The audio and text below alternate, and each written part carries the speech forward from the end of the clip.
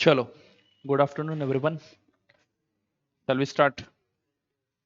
तो कल के लेक्चर में हमने चैप्टर नंबर 3 खत्म किया, जिसका मार्किंग वेटेज लगभग 5 to 10 मार्क्स था। बट आज जो चैप्टर हम शुरू करने वाले हैं उसका मार्किंग वेटेज, पहले नाम लिख लो, chapter number 5, amalgamation of companies. Amalgamation of companies.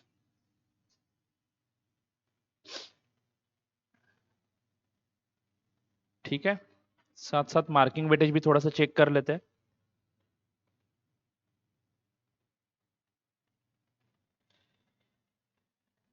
Chapter number 5 नहीं तो 6, इसमें से एक पूछा जाएगा। चैप्टर नंबर 5 नहीं तो 6, दोनों एक साथ बहुत कम समय पूछे गए, मतलब एक ही बार पूछा गया। वो भी 10 मार्क का क्वेश्चन अमालगमेशन पे आया है और 5 मार्क का रिकंस्ट्रक्शन पे आया है। कौन से एग्जाम में? जुलाई 2021 के एग्जाम में। ठीक है, अगर वेटेज देखते हो तो फिक्स क्वेश्चन रहेगा आइदर अमालगमेशन पे नहीं तो रिकंस्ट्रक्शन पे। अमालगमेशन पे क्वेश्चन आएगा तो 20 मार्क, 15 मार्क, नहीं तो 15, 20, 10, 15, तो 15 मार्क का पकड़ के चलते हैं। ठीक है, नहीं तो रिकंस्ट्रक्शन पे आ जाएगा। Most of the times amalgamation पे आया है पिछले 3 एग्जाम्स में, 4 एग्जाम्स में लगातार अमालगमेशन पे पूछा गया है। तो पॉसिबिलिटी ये है कि इस बार रिकंस्ट्रक्शन पे आ जाए, बट अगेन कांट से हमें दोनों करने हैं, बिकॉज ये चैप्टर बहुत ही इंटरेस्टिंग है और मजेदार भी है। You are going to do it, आपको अच्छा लगेगा। सिर्फ कुछ कंसेप्ट जानना बहुत जरूरी है। अब जो फ्यूचर में भी बहुत सारे टॉपिक्स में काम आने वाले, जैसे कि आगे जाके आपको अमालगमेशन ऑफ पार्टनरशिप फर्म भी देखना है, तो वहां पे यही सेम अकाउंटिंग स्कीम वहां पे भी अप्लाई करनी है। ठीक है, बेसिकली सर अमालगमेशन मतलब यहां पे करना क्या है? Imagine Vodafone and idea, recent जो अमालगमेशन हुआ है उसकी बात करेंगे। वोडाफोन एंड आइडिया दोनों कंपनियों ने, वोडाफोन की कौन सी थी? Vodafone India limited and idea cellular limited, दोनों कंपनी एक साथ आई और एक नई कंपनी इनकॉर्पोरेट की, वोडाफोन आइडिया, वी करके निकाला था उन्होंने, बीच में ब्रांडिंग किया, राइट। तो ये सब कैसे होगा, कितना कंसिडरेशन देना पड़ेगा उन कंपनियों को जो कंपनीज लिक्विडेट हो रही है, और जो नई कंपनी बन रही है वहां पे शेयर होल्डिंग पैटर्न कैसा होगा, ये सारी चीजों के बारे में ऑलरेडी एक स्कीम बना के वो मैनेजमेंट करेगी। हमें यहाँ पे सीखना क्या है? उसका अकाउंटिंग कैसे करते हैं वो हमें सीखना है। यानी कंपनी का वैल्यूएशन कैसे निकालना है वगैरह, वो अकाउंट्स में नहीं है, वो आप फाइनेंशियल मैनेजमेंट में पढ़ोगे, राइट। समझ लो, मुझे किसी कंपनी को टेक ओवर करना है तो कितने में टेक ओवर करूं? अकाउंटिंग में जो बैलेंस शीट में वैल्यूज दिखती है वो बुक वैल्यूज होती है बेटा, बराबर है क्या? वो बुक वैल्यूज होती है, तो बुक वैल्यूज के हिसाब से अकाउंटिंग होती है, और उस वैल्यू पे हम टेक ओवर नहीं करते क्योंकि एसेट्स की real value will be different. Are you getting it? समझो मैंने एक लैंड खरीदा है 200 करोड़ रुपए में, तो बैलेंस शीट में वो 200 करोड़ में दिखेगा। जरूरी नहीं है कि उसकी एक्चुअल वैल्यू 200 करोड़ है। Actual value can be 1000 crore, 2000 crore और एनीथिंग। तो वैल्यू अमाउंट बिजनेस परचेस किस वैल्यू पे किया जाएगा वो आपको फाइनेंशियल मैनेजमेंट में पढ़ना है। Are you getting it? हाँ, लेकिन वो परचेस सब हो जाने के बाद उसका अकाउंटिंग बुक्स ऑफ अकाउंट्स में करना कैसे है वो हमें यहाँ पे सीखना है। तो बेसिकली अमालगमेशन क्या, पहले वो समझ लेते हैं। रिकंस्ट्रक्शन क्या है वो भी समझेंगे। और चैप्टर नंबर 5 में अमालगमेशन रिलेटेड अकाउंटिंग सीखेंगे, एंड चैप्टर नंबर 6 में इंटरनल रिकंस्ट्रक्शन। वैसे तो ये दोनों चैप्टर को मैं एक ही बोलता हूं क्योंकि इसमें से एक आने वाला है, इसमें से एक आने वाला है, तो एक ही चैप्टर बोल दो इसको। पहले ऐसा ही होता था, अमालगमेशन, एब्सॉर्प्शन एंड रिकंस्ट्रक्शन नाम हुआ करता था। अब इन्होंने रिकंस्ट्रक्शन के लिए सेपरेट चैप्टर रखा, बट मेरी आंखों में ये एक ही चैप्टर है। Do you get it my friends? Yes. तो मार्किंग वेटेज तो हो गया। अब एग्जाम में देखते हैं बेटा ये कौन से क्वेश्चन में ज्यादातर पूछा जाता है। ठीक है, ये भी देखना जरूरी है। अरे ये क्या हुआ? लगता है फाइल को कुछ प्रॉब्लम आ गया है। होना नहीं चाहिए लेकिन ऐसा, जान दो। I will tell you later on, okay. कल देखते हैं। फाइल लगता है प्रॉब्लमेटिक कुछ हुआ है, कभी कभार हो जाता है पीडीएफ में भी चेंज। ठीक है, मैं कल एक नया फाइल लेके आता हूँ और फिर बात करेंगे। Okay okay, yes. आगे बढ़ू क्या? Yes. So what is amalgamation? Let's understand that first. Two और मोर कंपनीज, बहुत ही इंपॉर्टेंट है, टू और मोर कंपनीज, टू और more companies combined into one, combined into one by merger और by one taking over the other. So यहां पे दो बातों के बारे में बातचीत हो रही है। बाय मर्जर मतलब दो कंपनियां मर्ज हो जाएगी और एक नई कंपनी इमर्ज हो जाएगी, जिसको टेक्निकली टर्म्स में अमालगमेशन बोला जाता है। But one taking over the other, जैसे कि फेसबुक ने किसको टेक ओवर किया, व्हाट्सएप को टेक ओवर कर लिया, that is not amalgamation, that is called as absorption. Facebook वैसे ही रहा जैसे पहले था, व्हाट्सएप कंपनी को टेक ओवर कर दिया। Are you getting it? अब टेक ओवर करना मतलब सर सिर्फ एक्वायरिंग स्टेक एक्वायर करना नहीं है, पूरी कंपनी खरीद लेना है। Are you getting it? तो यहां पे अमालगमेशन में क्या होगा, वन और टू और more companies will liquidate and one new company will be formed which will be taking over the business of another two companies. Let's say for example, समझ लो बेटा,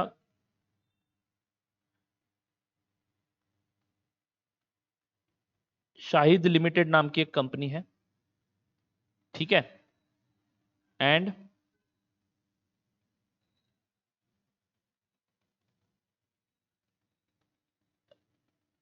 आसिफ लिमिटेड के नाम की एक कंपनी है, ठीक है। ये एग्जिस्टिंग कंपनीज है, क्या है, existing company registered under companies act, very very important my friends, existing company registered under companies act, ये भी एक एग्जिस्टिंग कंपनी है registered under companies act, okay.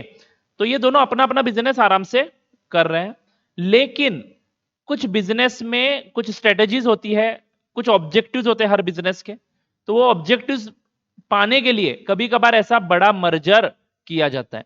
तो ये दोनों का मीटिंग हुआ, इन दोनों ने डिसाइड किया कि let's form one company, let's form one company and let's be together. Marriage भी तो क्या है, एक अमालगमेशन ही है। Are you getting it? हाँ, बट उसको रिलेट मत करना इसके साथ, ठीक है।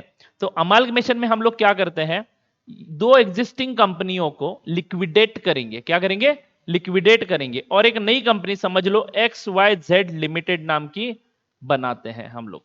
XYZ लिमिटेड नाम की एक नई कंपनी इनकॉर्पोरेट की जाएगी जो इन दोनों कंपनियों के बिजनेस को टेक ओवर करेगी। This is known as amalgamation, ठीक है।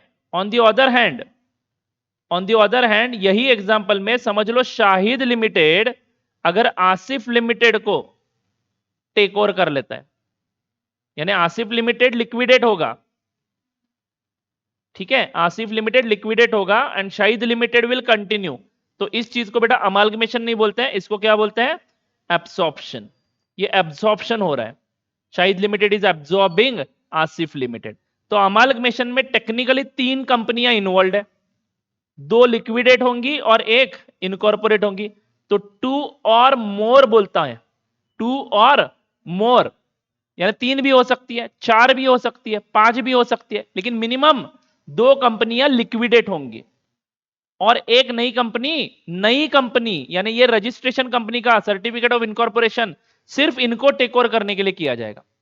अब आइडिया एंड वोडाफोन के केस में क्या है, वोडाफोन का एक खुद का ब्रांड है, आइडिया का एक खुद का ब्रांड है, दोनों में से पीछे कौन हटेगा, लेकिन इनको डेवलपमेंट तो करनी ही है, क्योंकि रिलायंस वहां पे स्कीम पे स्कीम निकाले जा रहा था, तो इनको कंपीट करना है, इनको मार्केट में अगर स्टैंड बाय करना है, तो बेटा इनको समझ में आया कि इसको कंपीट करना है तो हमें दोनों को एक होना पड़ेगा, लेकिन नाम किसका रखेंगे, तो नया नया कंपनी निकाल दिया उन्होंने। Are you getting it? तुम्हारा भी नहीं, मेरा भी नहीं, चलो एक नया नया कंपनी बना लेते हैं। This is amalgamation. लेकिन इसके कारण हुआ क्या, अमलगमेशन क्यों करते हैं लोग, पावरफुल बनने के लिए, मार्केट एक्वायर करने के लिए। आइडिया के एग्जिस्टिंग कस्टमर थे, वैसे भी वो जा रहे थे because of many issues, Vodafone के एग्जिस्टिंग कस्टमर वैसे भी जा रहे थे, तो वी के कारण उनके मन में एक उम्मीद उम्मीद जग गया और उसके कारण उन्होंने पोर्ट नहीं किया, लेकिन अभी भी वही हाल है बराबर है कि नहीं? तो what is the purpose of this amalgamation और एब्सॉर्प्शन? अगर आप अकाउंटिंग की बात करते हो तो अमालगमेशन एंड एब्सॉर्प्शन में कोई फर्क नहीं है। क्यों नहीं है मैं बताता हूं, रुक जाओ, लेकिन उसके पहले purpose of company joining together देख लेते हैं। Economies of large scale production, economies of large scale production. अब जैसे ही हमारे क्लास का ही एग्जांपल ले लो, हमारा क्लास है, हमारे कॉम्पिटिटर्स का क्लास है, प्रोजेक्टर यहां पे भी लगेगा, उनके क्लास में भी लगेगा, लेकिन इमेजिन करो हम दोनों एक होके अगर सीए फाइनल की क्लास भी यहां पे शुरू कर लेते हैं, तो उसी सेटअप पे कुछ और बैचेस भी हो सकते कि नहीं? कभी कभार हमारे क्लासरूम खाली पड़े होते हैं, कभी कभार उनके क्लासरूम खाली पड़े होते हैं, तो उसी जगह पे यूज करके हम लोग और भी क्लासेस शुरू कर सकते कि नहीं एक आके। Are you getting it? तो ये अमालगमेशन का फायदा है, जो कुछ भी आपके रिसोर्सेस है वो अच्छे से यूटिलाइज हो सकते हैं। Economics of large scale production बोलते हैं इसको। आपके पास समझ लो प्रोडक्शन के लिए मैंने मशीन्स खरीदे हैं, मैं भी प्रोडक्शन करता हूं, बिल्कुल वैसा ही प्रोडक्शन मेरा कंप्यूटर भी करता है, तो अब दो मशीन्स खरीदने पड़ रहे हैं, जबकि आपका मशीन फुल यूटिलाइज ही नहीं हो रहा है क्योंकि ऑर्डर दोनों में बट रहे हैं। तो आप दोनों एक क्यों नहीं हो जाते हो? सो दैट मशीन हमेशा चलता रहे और आपके खर्चे कम होते जाए। तो इसको बोलते हैं economies of large scale production. Competition avoid हो जाएगा, सबसे इंपॉर्टेंट एडवांटेज। ये आइडिया एंड वी पहले झगड़ रहे थे, रिलायंस फायदा उठा रहा था। रिलायंस था कहां पे पहले? जियो ने मार्केट कैसे कैप्चर किया, इमेजिन करो ना। हाँ, तो ये दोनों को लगा कि एक हो जाएंगे तो काम बन जाएगा। हाँ बन जाएगा, आगे बेनिफिट्स हो जाएंगे मे बी, बराबर है कि नहीं? देन इंक्रीजिंग इफिशियंसी, इफिशियंसी बढ़ सकती है क्योंकि मैन पावर जो पहले अलग अलग होता था, हम लोग एक दूसरे में जो कंपीट करने में एनर्जी वेस्ट कर रहे थे, अब वो एक फोकस्ड अप्रोच पे लग जाएगी, बराबर है कि नहीं? तो this is the advantage of amalgamation. Anyway इसका अकाउंटिंग के साथ कोई लेना देना नहीं है, ठीक है, सिर्फ बुक में है, पढ़ाना पड़ेगा। एक्सपांशन के प्लान के मुताबिक भी अमालगमेशन हो सकता है। तो आइडिया वी का एक्सपांशन का ही प्लान था जिसके कारण उन्होंने अमालगमेशन किया। Do you get it? But बिल्कुल अमालगमेशन का एग्जांपल है। Are you getting it? Yes. तो वहां पे दो कंपनीज लिक्विडेट हो गई है, ये मेरे एग्जांपल में दो कंपनीज लिक्विडेट हो रही है। बेटा ध्यान से सुन लो, ये दो कंपनी, ये शाहिद लिमिटेड क्या होने वाला है? बंद होने वाला है। आसिफ लिमिटेड क्या होने वाला है? बंद होने वाला है, यानी लिक्विडेट करना है, मतलब इनके बुक्स ऑफ अकाउंट्स जीरो करने हैं, बैलेंस शीट जीरो करना है। Is it right? This should be the target. यानी हमें इनके बुक्स ऑफ अकाउंट्स कैसे क्लोज करने हैं ये सीखना है। इनके मतलब किसके? इनको कुछ बोला जाता है क्या? लिक्विडेटिंग कंपनीज बोल सकता हूं मैं। एंड ये जो नई कंपनी है इसको अमालगमेटिंग कंपनी बोल सकता हूं, अमालगमेटेड कंपनी बोल सकता हूं, अमालगमेटेड, ये अमालगमेटेड कंपनी है। Whereas these two are amalgamating companies. ये ट्रांसफरी कंपनी है एंड ये दो है वो ट्रांसफरर है। Are you getting it? जो अपना बिजनेस बेच रही है उसको क्या बोलेंगे? Transferor company. जो बिजनेस खरीद रही है कंपनी उसको क्या बोलेंगे? Transferee company. These terms are generally used by accounting standard as well as in your question. Transferor company, transferee company. जो बिजनेस खरीद रहा है वो कंपनी कौन सा है? Transferee company. एंड जो बिजनेस बेच रहा है, जो बिजनेस बंद कर रहा है उसको क्या बोलना है? Transferee company, transferor company. Transferor company के बुक्स में भी अकाउंटिंग सीखना है एंड ट्रांसफरी कंपनी के बुक्स में भी अकाउंटिंग सीखना है। ट्रांसफरर कंपनी के बुक्स में बुक्स ऑफ अकाउंट्स जीरो करने हैं, ट्रांसफरी कंपनी के केस में बुक्स ऑफ अकाउंट्स ओपन करने। क्या इसके पहले आपने इस प्रकार का अकाउंटिंग किया है? कहां पे? पार्टनरशिप में? कहां पे?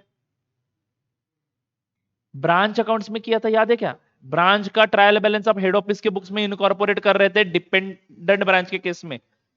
हाँ बट वहां पे कुछ चीजें करने की जरूरत नहीं पड़ती थी, यहाँ पे कुछ चीजें करने की जरूरत पड़ेगी क्योंकि वो ब्रांच अपना ही था।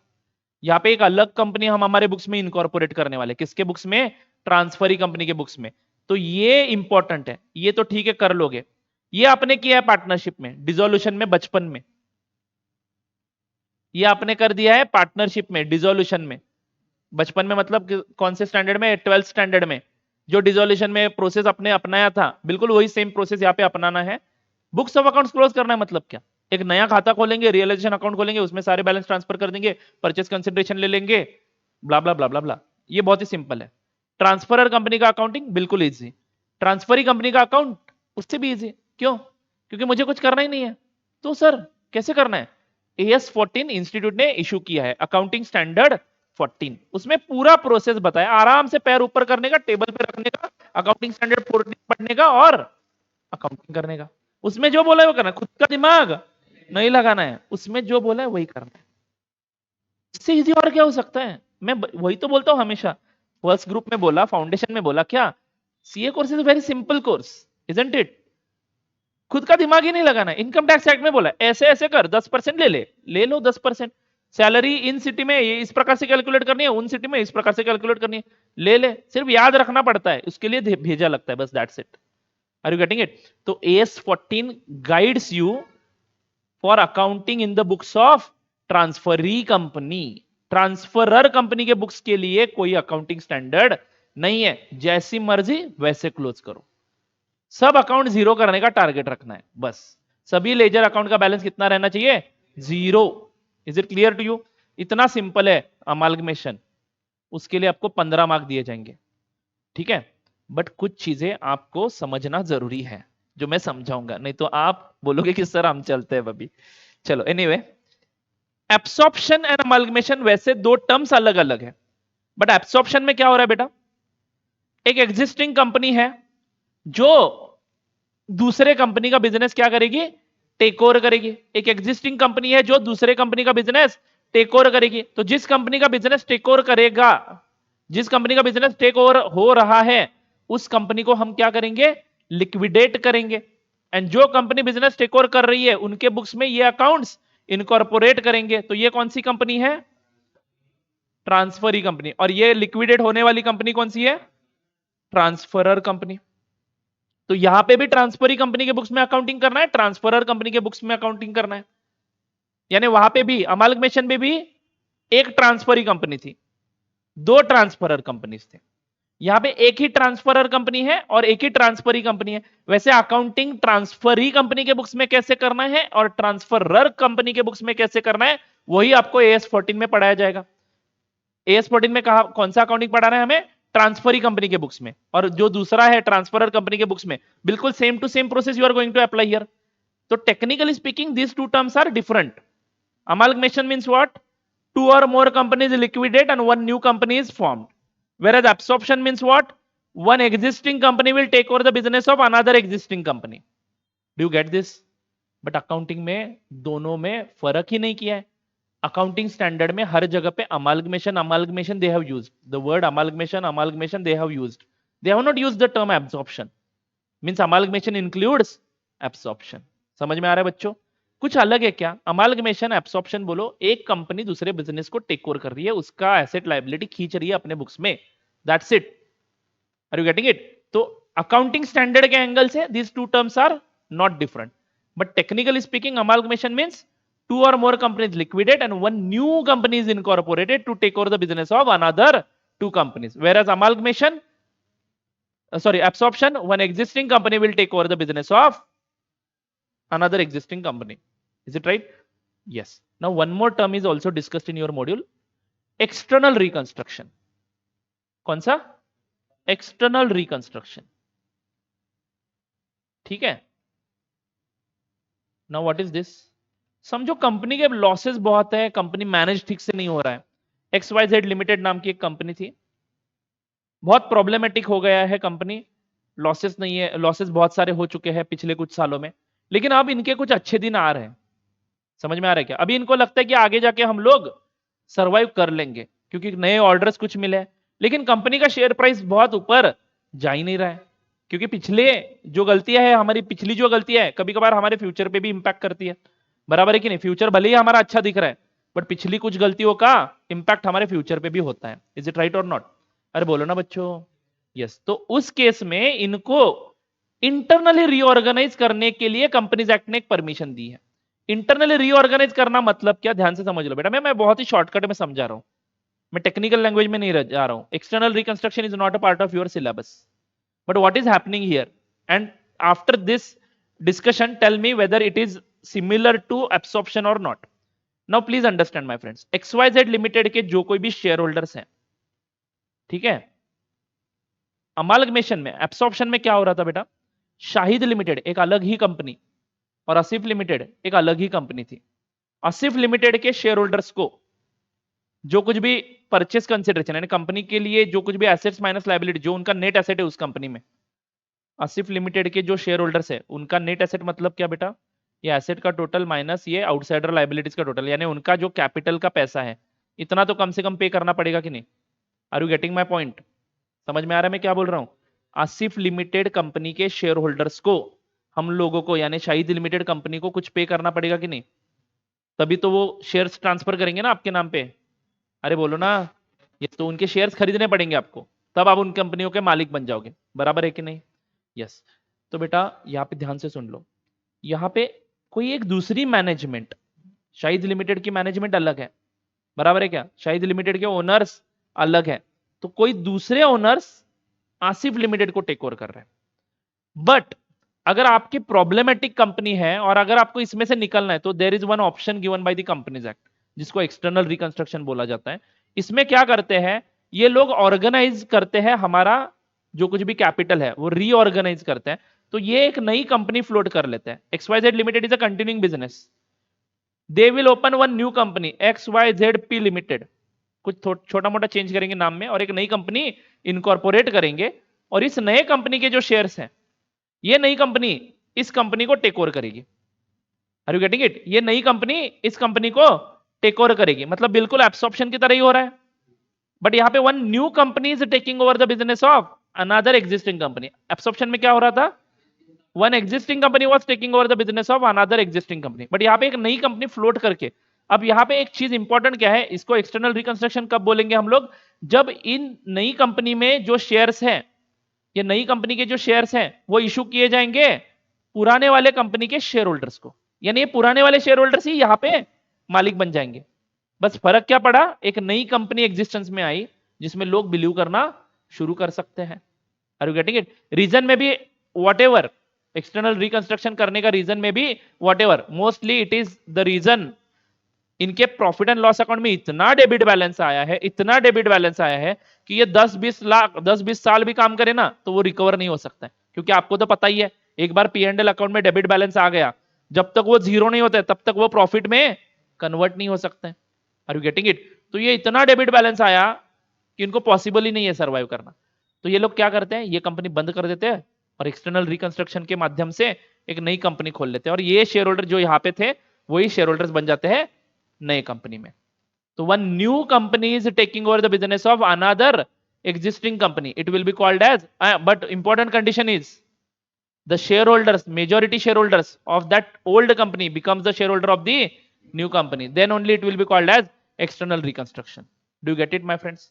Yes. So amalgamation समझा, absorption समझा, external reconstruction समझा, उसका पर्पस क्या है वो भी समझा, बराबर है कि नहीं? जो कंपनी बंद हो रही है उसको क्या बोलते हैं हम लोग? Transferor company. जो कंपनी अपना बिजनेस बंद करके बेच रही है उसको क्या बोल सकते हैं हम लोग? Vendor company. जो कंपनी बंद हो रही है अमालगमेशन के केस में हम उसको क्या बोलेंगे? अमालगमेटिंग कंपनी, नहीं तो हम उसको एब्जॉर्ब कंपनी भी बोल सकते हैं। Mostly they use this term transferor company, but you also remember these names also. ठीक है, समझ में आ जाता है, टेंशन मत लो। Then transferee company, vendee company, amalgamated company, absorbing company. Do you get it? Yes. तो उसका मतलब यहां पे दिया है। उसके बाद एक एक्सटर्नल रिकंस्ट्रक्शन का मतलब दिया है, whenever an undertaking is being carried on by the company and is in substance transferred not to an outsider but to another company consisting substantially the same shareholders with a view to its being continued by the transferee company, there is a external reconstruction। ठीक है, जो मैंने अभी example के माध्यम से आपको समझाया। हमें क्या करना है, हमें इस ट्रांजैक्शन में कैसे बुक्स ऑफ अकाउंट्स में अकाउंटिंग होती होगी वो सीखना है। बहुत ही इंपॉर्टेंट टास्क है, फ्यूचर में आपके काम आ सकता है आर्टिकलशिप में। क्या पता आपको आर्टिकलशिप में एक अमालगमेशन मिल जाए, किसी कंपनी, एक कंपनी दूसरे कंपनी को टेक ओवर कर रही है, तो उस केस में आपको ये एक्सपोजर मिल सकता है। अकाउंटिंग कैसे करना है, बहुत ही सिंपल है, और वो सब कहाँ पे बताया है? अकाउंटिंग स्टैंडर्ड में बताया। किसके अकाउंटिंग ज्यादा इंपॉर्टेंट है? ट्रांसफरी कंपनी के बुक्स में, क्योंकि ट्रांसफरी कंपनी आगे बढ़ने वाली है। जो बंद हो चुकी है उसका अकाउंटिंग जरा भी डिफिकल्ट नहीं है, और उसके लिए कोई स्टैंडर्ड ही नहीं है, जैसे मन में आए बंद कर दो, क्योंकि डूबता हुआ सूरज है वो, कौन ध्यान देता है? हम देख लेते हैं कभी कभार, ठीक है, सनसेट करके, बट उगते सूरज को देखना है, बराबर है ना? तो ट्रांसफरी कंपनी के बुक्स ऑफ अकाउंट्स कैसे बनाए जाते हैं वो हमें यहाँ पे सीखना जरूरी है, और उसके लिए इंस्टीट्यूट ने AS 14 इशू किया है। Do you get it? Yes. Now let's understand point wise what is the difference between amalgamation, absorption and reconstruction. Amalgamation में क्या है? 2 or more companies are wound up and new company is formed to take over the business, बराबर है? In absorption an existing company takes over the business of one और more existing companies. यहाँ पे भी existing company एक से ज्यादा भी टेक ओवर की जा सकती है, जैसे कि A limited is existing company which is taking over at a time B limited and C limited, this is also possible. But यहाँ पे एग्जिस्टिंग कंपनी टेक ओवर कर रही है। अमालगमेशन में क्या होगा? New company will take over. And external reconstruction में क्या है? In this case a newly formed company, very very important, newly formed company takes over the business of existing company. Minimum number of companies involve, यहाँ पे कम से कम 3 होने चाहिए, यहाँ पे कम से कम 2 होने चाहिए, यहाँ पे भी कम से कम 2 होने चाहिए, बराबर है क्या? The number of new resultant companies, यहाँ पे एक ही रहेगा, no new resultant company. Absorption में नया नहीं आएगा ना, पुराना वाला ही दूसरे बिजनेस को टेक ओवर कर रहा है। एंड यहाँ पे only one resultant company is formed, under this case a newly formed company takes over the business of existing company, बराबर है क्या? ऑब्जेक्टिव क्या है अमाल्गमेशन का? Amalgamation is done to cut competition, reap economies in large scale. Absorption is done to cut competition and reap economies in large scale. But external reconstruction का objective क्या है? Is done to reorganise the financial structure of the company. लुट गए थे, बर्बाद हो गए थे, अब सुधर जाएंगे पब्लिक को नया कुछ दिखा के।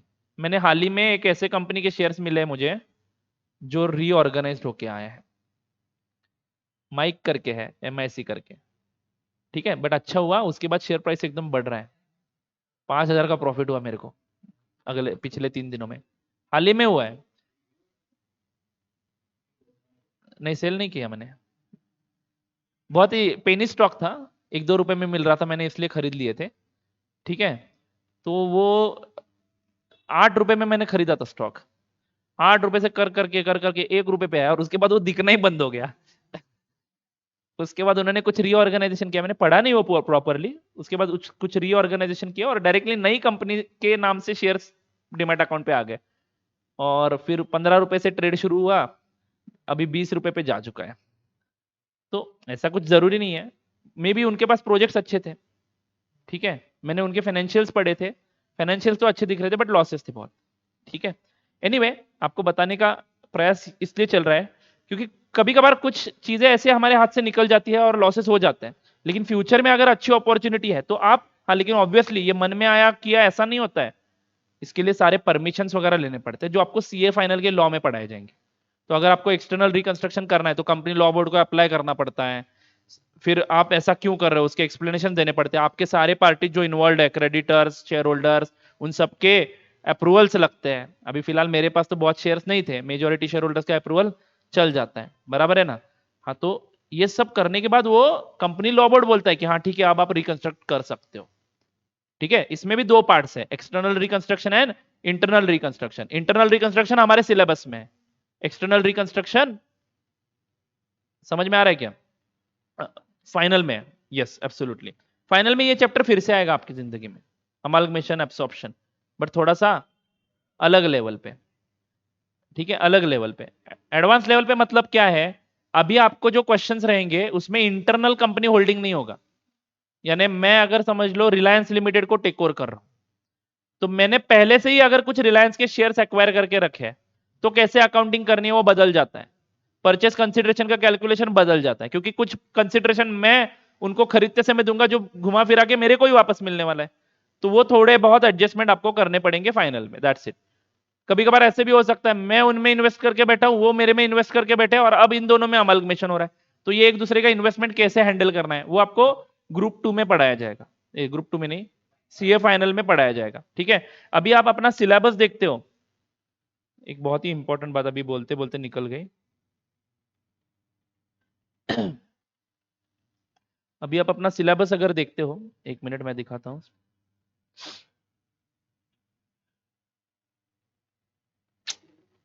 सॉरी, गुस्सा मत करो, वो ये कहाँ पे है? नहीं, वो मार्किंग वेटेज इंस्टीट्यूट का,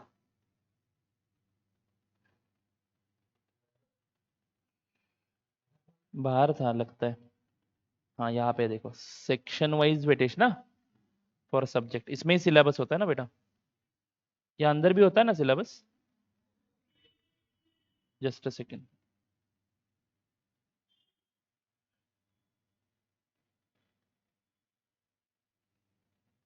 चलो यही दिखा दो, ये सिलेबस ही है आपका,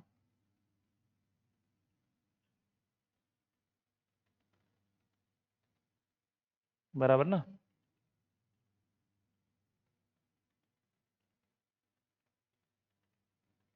इसके पहले का पेपर, ऑलरेडी दिखाया था क्या आपको ये किसी ने? मोहित सर ने दिखाया था क्या? नहीं ना, ये पेज कैसे ओपन हुआ डायरेक्टली? हाँ, ये एडवांस अकाउंटिंग का दिख रहा है क्या? इसमें अगर आप अमाल्गमेशन का पढ़ते हो ना, तो क्लियर कट लिखा है, देखो सिलेबस में, accounting for amalgamation excluding inter company holding. Inter company holding मतलब एक दूसरे में जो होल्डिंग होता है वो छोड़ के। समझ में आ रहा है बच्चों? हाँ, तो ये छोड़ के मतलब टेंशन लेने की जरूरत नहीं है, क्योंकि अगर आप रेफरेंस बुक को ही रेफर कर लेते हो तो मे भी आपको वहां पे दिख जाएगा कि ऑलरेडी कुछ कंपनियों ने एक दूसरे में शेयर्स होल्ड करके रखे हैं। ठीक है? तो उस केस में रेफरेंस बुक कभी कभार कुछ बच्चे यूज करते हैं, मतलब बाहर से खरीदते हैं। ठीक है, जरूरत नहीं है, आप इतना ही कर लेते हो, लेकिन कुछ बच्चे बहुत ही होशियार होते हैं, वो कर लेते हैं। तो वहां पे उस रेफरेंस बुक को जनरल बनाया जाता है, मतलब अमाल्गमेशन अगर बोलोगे तो वो भी आ जाएंगे क्वेश्चन उसमें। ठीक है, बाद में उनको पता चलता है कि अरे सर ने सिखाया नहीं, मतलब पहली बात हमारे ऊपर ही आती है ना, तो सर ने सिखाया नहीं। तो आप ये पढ़ो, external excluding inter company holding, तो इंटर कंपनी होल्डिंग के क्वेश्चन हम लोग नहीं देखेंगे। ठीक है? हाँ, वैसे ही कंसोलिडेशन में भी कुछ बातें की है। कभी कभार आपको दिक्कत आ जाती है ना कि है कि नहीं है, तो आप लोग बिंदास ये ओपन करके देख सकते हो, ये इंस्टीट्यूट के वेबसाइट पे अवेलेबल है, ये बाकी जगह पे नहीं मिलेगा। ठीक है, चलो आगे बढ़ू। हाँ, तो मैं क्या बात कर रहा था? ऑब्जेक्टिव एग्जाम्पल मैंने ऑलरेडी दे रखा है आपको। सही है बच्चों? अब क्या हो रहा है? In the case of amalgamation the assets and liabilities of the transferor company, ध्यान से पढ़ो बेटा, in the case of amalgamation. अब अमाल्गमेशन बोल रही है लोग, बट इसमें एब्सॉर्प्शन भी है, ऐसे समझ लो, नहीं तो अमाल्गमेशन मतलब सिर्फ वो अमाल्गमेशन, ये ध्यान में नहीं रखना है। जनरल टर्म है अमाल्गमेशन में, ये तीनों चीजें आ गई। एक्सटर्नल रिकंस्ट्रक्शन सिर्फ नहीं आएगा। Okay, yes.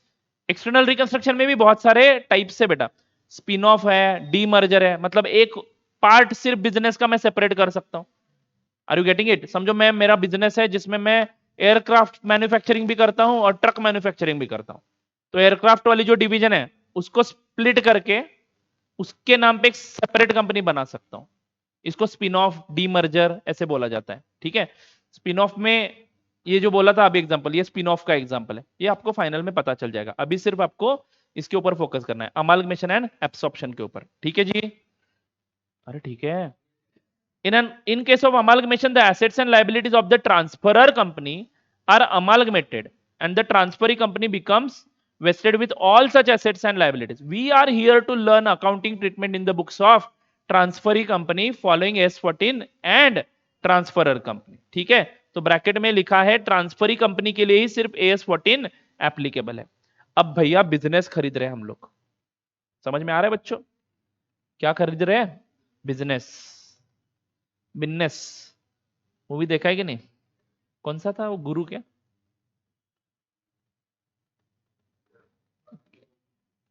बिजनेस बोलता है ना कुछ। हाँ, गुरु मूवी नहीं देखा आपने, अभिषेक बच्चन का? अभी मैं बहुत आउटडेटेड हो गया हूँ क्या? कभी कभार लगता है मैं बहुत ही आउटडेटेड हुआ हूँ। अरे एवढं पण जुनं नाही है, अभी अभी उसमें अंबानी जी का कैरेक्टर दिखाया है, तो बिजनेस बोलता है वो, बिजनेस। बिजनेस खरीदना चाहता हूं मैं। ठीक है, एनीवे तो अभी हम बिजनेस खरीद रहे हैं बेटा।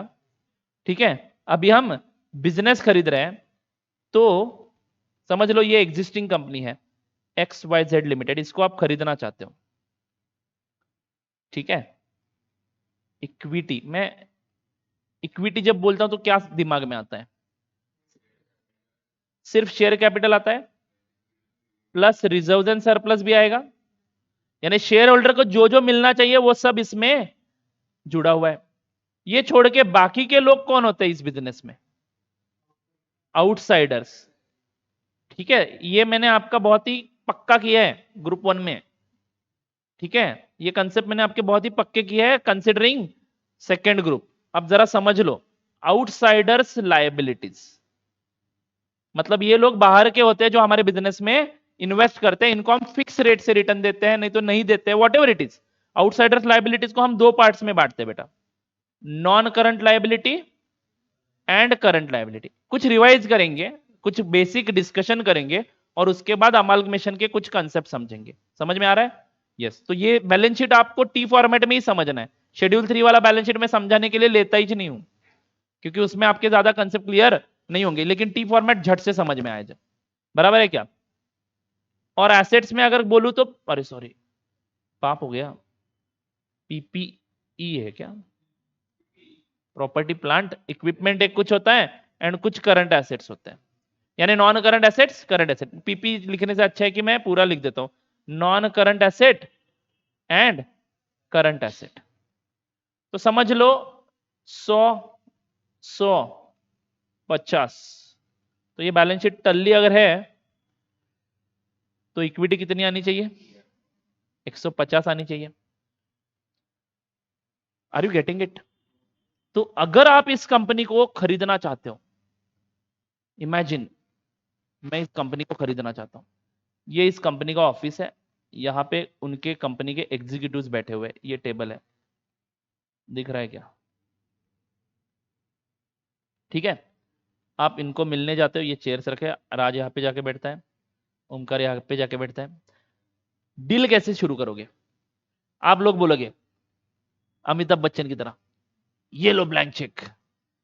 अमिताभ बच्चन ने किसी मूवी में डाला था क्या ये डायलॉग, मेरे को याद नहीं है। ये लो ब्लैंक चेक, जो नंबर मन में है वो भर दो, मैं तुम्हें खरीदना चाहता हूं, ऐसे करोगे? नहीं, पहले कुछ डिस्कशंस होंगे, कुछ मीटिंग्स होंगी, बराबर है कि नहीं? और इन कंपनियों के जो शेयर होल्डर्स है उनका भी अप्रूवल होना चाहिए बेचने के लिए। Are you getting my point? तो ये सब प्लानिंग होने के बाद, यानी कुछ ना कुछ तो देना पड़ेगा ना XYZ कंपनी के इन शेयर होल्डर्स को। समझ लो 10,000 शेयर होल्डर्स है, तो इन 10,000 शेयर होल्डर्स को कुछ ना कुछ देना पड़ेगा। ये बाकी के बाहर के जो लोग हैं, ये इसमें कुछ उथल पुथल कर सकते हैं क्या? इनका क्या है, जो करना है करो, भाड़ में जाओ, हमारे पैसे हमें दे दो और जो करना है वो करो। आर यू गेटिंग इट और नॉट? तो ये लोग हमें रोक नहीं सकते हैं अमालगमेशन एब्सॉर्प्शन करने से।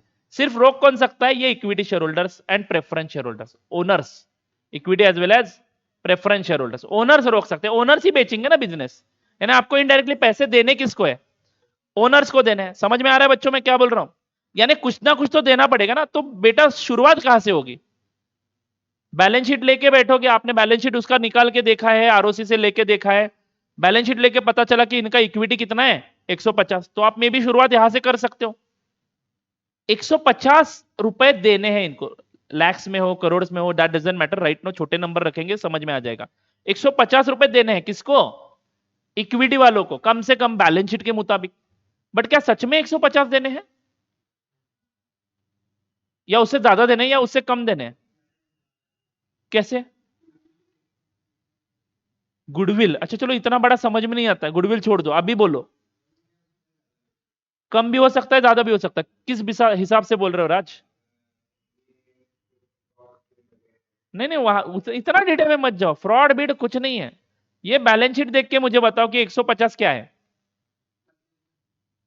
इक्विटी है, मतलब कम से कम अभी कंपनी बंद पड़ती है तो शेयर होल्डर्स को कितने मिलेंगे? कम देने पड़ेंगे, क्यों? वो सेट ऑफ करके ही है बेटा, ये 100 रुपए में बेचा, ये 100 रुपए में बेचा, 200 आए, 50 रुपए दे दिए, 150 ही देना पड़ेगा। समझ लो इस रिलेशन को, बहुत ही इंपॉर्टेंट है। एग्जैक्टली, एसेट्स एंड लाइबिलिटीज का वैल्यूएशन होगा बेटा। ये 100 रुपए क्या है, एसेट की वैल्यू है क्या सच में, या बुक वैल्यू है?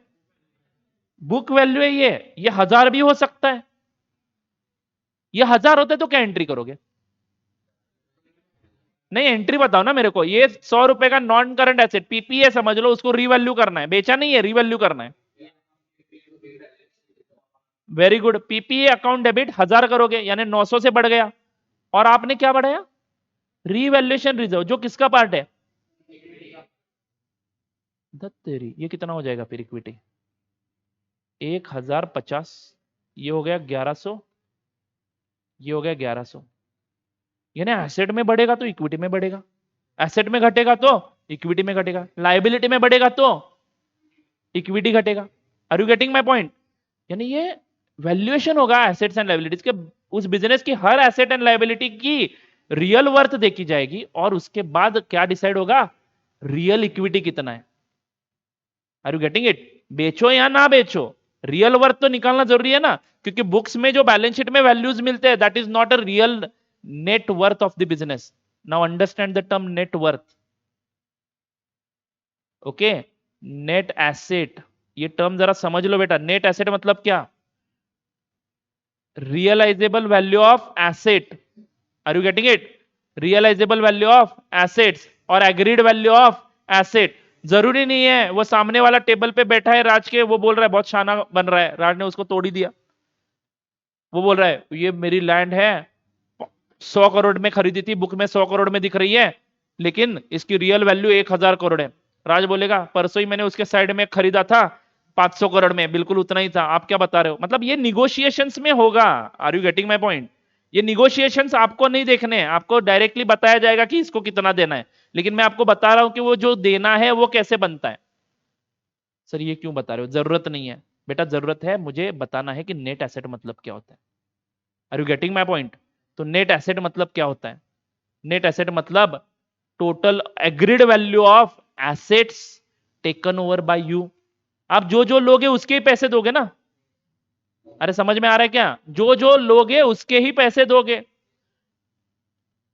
समझो मैंने कोई प्लांट एंड मशीनरी लिया ही नहीं, मेरे को नहीं चाहिए ये, बिजनेस में टेक ओवर करूंगा, आपको जो पैसे देने हैं वो दे दूंगा, लेकिन ये प्लांट एंड मशीनरी मेरे किसी काम का नहीं है, मुझे खरीदना नहीं है।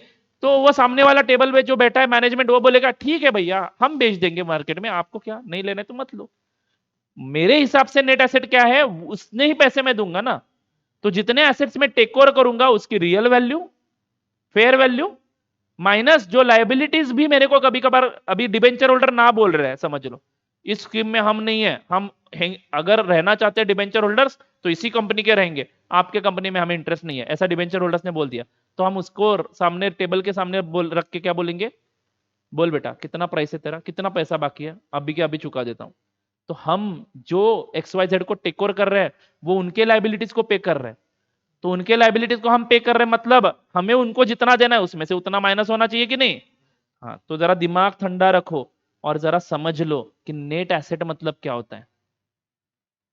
ये सारे डिस्कशन भूल जाओ। नेट एसेट मतलब क्या होता है? ये इंक्रीज डिक्रीज सब गया भाड़ में। ये कितना था? 100 रुपए, तो ये कितना आएगा? 150 आएगा। तो नेट एसेट मतलब क्या होता है सब लोग समझेंगे। नेट एसेट मतलब बेटा total of assets minus outsiders liabilities, मतलब इक्विटी होता है। Net worth, net asset, net equity सब सेम है। सिर्फ नेट एसेट में क्या नई चीज है जो हमें समझनी है, ये बुक वैल्यू के हिसाब से निकाला हुआ नेट एसेट है। जब आप रियल वैल्यूज लेते हो तो आपकी इक्विटी भी प्रोपोर्शनेटली चेंज हो जाती है। जैसे कि मैंने बोला कि ये 100 रुपए का एसेट अगर इसकी आज की रियल वैल्यू 1000 है, तो इसका दूसरा इफेक्ट इक्विटी पे हो रहा है, ये मत भूलना। यानी ये बढ़ा तो इक्विटी भी बढ़ा, तो इक्विटी कितना होगा? 1050 होगा। तो नया बैलेंस शीट टैली होगा कि नहीं? अब नए बैलेंस शीट के मुताबिक बोलो net asset is equal to 1000 plus 100 minus 50। Are you getting it? Institute क्या करती है, आपको 100 रुपए का एसेट देती है बैलेंस शीट में, और नीचे लिखती है कि the agreed value of the asset taken over is 1000 rupees. बराबर है क्या? तो आपको समझना है कि 100 रुपए की एसेट में 1000 करने वाला हूं, तो मैं 900 रुपए से एसेट को बढ़ाऊंगा, उसका दूसरा इफेक्ट कहां पे होगा? इक्विटी पे होगा। Are you getting it? लेकिन परचेस कंसिडरेशन निकालते समय हम कभी भी share capital plus reserve and surplus नहीं करते, हम हमेशा टोटल एसेट्स माइनस लाइबिलिटीज करते हैं। टोटल एसेट्स माइनस लाइबिलिटीज मतलब इतने पैसे देने, ये समझ में आता है, बट इनडायरेक्टली आप इक्विटी ही पे कर रहे हो, ये समझ में नहीं आता है बच्चों को। मैं क्या बोल रहा हूं समझ में आ रहा है क्या? जैसे कि समझ लो मैंने यहां पे बोला ये 100 रुपए ना, नहीं 150 रुपए, ये क्वेश्चन दिया मैंने, ये बैलेंस शीट दिया, और नीचे बैलेंस शीट में बोला कि real value of non current asset is 1000, calculate purchase consideration, calculate the amount payable to the company, all other values are at book value and correct है वो। तो मैं परचेस कंसिडरेशन कैसे निकालूंगा? मैंने non current asset take over किए 1000 रुपए के, बराबर है कि नहीं? फिर मैंने करंट एसेट टेक ओवर किए बुक वैल्यू पे ही 100 रुपए, मतलब वो बराबर था। ठीक है, मतलब जहां पे एग्रीड वैल्यू ये नहीं देंगे वहां पे बुक वैल्यू ही एग्रीड वैल्यू मानी जाएगी। तो टोटल 1100 रुपए देने हैं एसेट्स के, उसमें से इनकी लाइबिलिटी मैंने पे करी 50 की, नहीं तो मैंने टेक ओवर करी और उनको मेरे कंपनी के डिबेंचर दिए, मैं उनको जो कुछ भी दूं वो उनका सवाल नहीं है। Are you getting it? समझ में आ रहा है मैं क्या बोल रहा हूं? तो कुल मिला के मुझे कितने देने हैं अभी? 1050। ये लिख रहे हो नेट एसेट, बट ये है क्या? इतना पैसा इक्विटी वालों को देना है। according to the new value of the assets, not as per the book value of the asset. Book value के मुताबिक देना था 150 ओनली, बट दे रहे हो 1050। क्यों? क्योंकि एसेट की रियल वैल्यू अलग होती है, बुक वैल्यू अलग होती है। तो फर्क समझ लो बेटा, book value and agreed value में फर्क होता है। Is it clear to you? अब मैं बातें किस चीज की कर रहा हूं? कितना पैसा देना है, अकाउंटिंग का इसके साथ रिलेशन है। अकाउंटिंग कैसे करनी है? क्योंकि अकाउंटिंग करते समय बुक में सिर्फ 100 रुपए दिखेगा, लेकिन उस 100 रुपए का एसेट एक्वायर करने के लिए हम लोग कितना दे रहे हैं? 1050। Are you getting it? कैसे अकाउंटिंग होगा वो बाद में देखते हैं। सिर्फ यहाँ पे हम आज बात करने वाले, आज के लेक्चर में डिस्कशन होगा सिर्फ और सिर्फ परचेस कंसिडरेशन पे, सिर्फ और सिर्फ परचेस कंसिडरेशन पे। मैं आपको क्या बता रहा हूं कि टेबल पर जब बैठते हैं तब इस हिसाब से कैलकुलेशन चलती है। फिर आपने जो बात छेड़ी थी गुडविल, इतने सालों से बिजनेस कर रहे हैं, कुछ ना कुछ तो गुडविल होता होगा ना हमारा, तो वो भी दे दो, तो वो भी आप एसेट में ऐड कर दो। उसका दूसरा इंपैक्ट कहां पे होगा? इक्विटी पे होगा। समझ में आ रहा है क्या? इनडायरेक्टली जो नेट एसेट निकालते हो वो क्या है? इक्विटी है, और वही अमाउंट आपको देना है। Is it clear to you? लेकिन कभी कभार नेट एसेट जो बुक्स में दिखते हैं उससे भी ज्यादा पैसे दिए जाते हैं, तो वो जो एक्स्ट्रा पैसा दे रहे हो उसको क्या बोलना है? कभी कभार कम पैसे देते हैं, तो वो जो कम दे रहे हैं उसका अकाउंटिंग ट्रीटमेंट कैसे करना है? क्योंकि बुक्स में एसेट से अलग वैल्यू पे रिकॉर्ड होंगे और उसके कंपैरिजन में पैसे कम जाएंगे। तो ये सारे कॉम्प्लेक्स इश्यूज है, वो हम लोग सीखेंगे एक एक करके। लेकिन उसके लिए सबसे पहले परचेस कंसिडरेशन का मतलब समझना है। अब बेटा यहां पे ध्यान से सुन लो, मैंने इक्विटी शेयर होल्डर को कितना दिया यहां पे? 1050। कैसे भी दिया, कैश में दिया, शेयर्स इशू करके दिया, वो मेरे लिए इंपॉर्टेंट नहीं है, बट दिया कितना? 1050 का परचेस कंसिडरेशन बोलूंगा मैं। और मैंने इन कंपनियों की लायबिलिटी के लिए 50 दिए, तो परचेस कंसिडरेशन 1100 हुआ या 1050 हुआ? वो हमें पढ़ना पड़ेगा AS 14 में। बट टेक्निकली लॉजिकली अगर बोलना चाहते हो तो कितना हुआ? 1100 या 1050? 1050 बेटा, मालिक को जो दूंगा वो परचेस कंसिडरेशन है, बाकी लोगों को जो दूंगा वो लायबिलिटी टेक ऑन ओवर है। ठीक है, तो let's go to the concept of purchase consideration, and that has been defined in AS 14। तो मैं क्या बोल रहा हूं, आपको दिमाग लगाने की जरूरत नहीं है। What is purchase consideration? Logically भी बराबर है और ये डेफिनेशन के वाइज भी बराबर है। तो let's read this. Accounting for amalgamation para 3G of AS 14। Sir AS 14 पढ़ाया ही नहीं, इसमें हो जाएगा। Are you getting it? इसमें हो जाएगा। कई का बार कई कई केस में 20-20 मार्क के लिए दिखेगा आपको क्वेश्चन। उसमें ऐसा भी हुआ है कि 15 मार्क का प्रैक्टिकल क्वेश्चन है और 5 मार्क का AS पे क्वेश्चन है। और AS में बिल्कुल परचेस कंसिडरेशन निकाल लो, ये निकालो, वो निकालो। मतलब यहाँ पे जो पढ़ाऊंगा वो मोर देन इनफ है। मतलब पूरा AS खत्म हो ही जाता है, टेंशन मत लो। पूरा AS मुझे इस चैप्टर में ही पढ़ाना पड़ता है, तो इस चैप्टर के साथ साथ हमारा एक अकाउंटिंग स्टैंडर्ड भी खत्म हो जाएगा। सिर्फ बाद में देखेंगे कि AS के ये प्रोविजन खत्म हुए कि नहीं। समझ में आ रहा है बच्चों? यस। हाँ, लेकिन बाद में बोलना नहीं AS 14 नहीं सिखाया। आपको पता नहीं जो है, एक स्टूडेंट का फोन आया बैच के एग्जाम के पहले दिन, ग्रुप 1 के पेपर के पहले दिन, नाम नहीं बताऊंगा, आपके बैच का ही था। AS 3 सर सिखाया नहीं। अरे नालायक, AS 3 सिखाया नहीं? हे भगवान। मैंने बोला कैश फ्लो स्टेटमेंट आता है तुम्हें? आता है ना सर। पढ़ना बोला मैंने, फिर क्या बोला है उसमें? वही बोला है, तुमने सिखाया बाद में। क्या सिखाने लायक क्या था उसमें? कुछ भी तो नहीं। आर यू गेटिंग इट और नॉट? मतलब बताना, ये बताने का सब्जेक्ट ये है कि प्रैक्टिकल चैप्टर्स में अगर वो कवर हो रहा है प्रोविजन, तो अलग से जरा देख लो ना बेटा। चलो फिर भी इस बार आपको दिखा दूंगा कि हाँ ये हो गया, ये हो गया, ये हो गया, ये हो गया। एक्सपीरियंस के साथ साथ बदलना पड़ता है। ठीक है, चलो आगे बढ़ता हूं। तो AS 14 का पैरा 3 है। पैरा मैं ध्यान में नहीं रखता हूं, अगर आपको रखना है तो रख लो, कोई दिक्कत नहीं है। हाँ, लेकिन लिखना है तो सही लिखना है, याद रखो ये चीज, गलत मत लिख के आओ। समझ में आ रहा है? हाँ। तो AS 14 के मुताबिक परचेस कंसिडरेशन मींस व्हाट? ध्यान से पढ़ेंगे। एग्रीगेट ऑफ, एग्रीगेट मतलब जो जो दे रहे हो वो जोड़ते जाओ, plus plus plus plus add करना है। Aggregate of what? Shares, other securities. Other securities मतलब डिबेंचर दे सकते हो, नहीं तो प्रेफरेंस शेयर्स दे सकते हो, बराबर है कि नहीं? तो aggregate of shares and other securities issued and the payment made in the form of cash and the payment made in the form of cash और अदर एसेट, और अदर एसेट, एसेट भी दे सकते हो।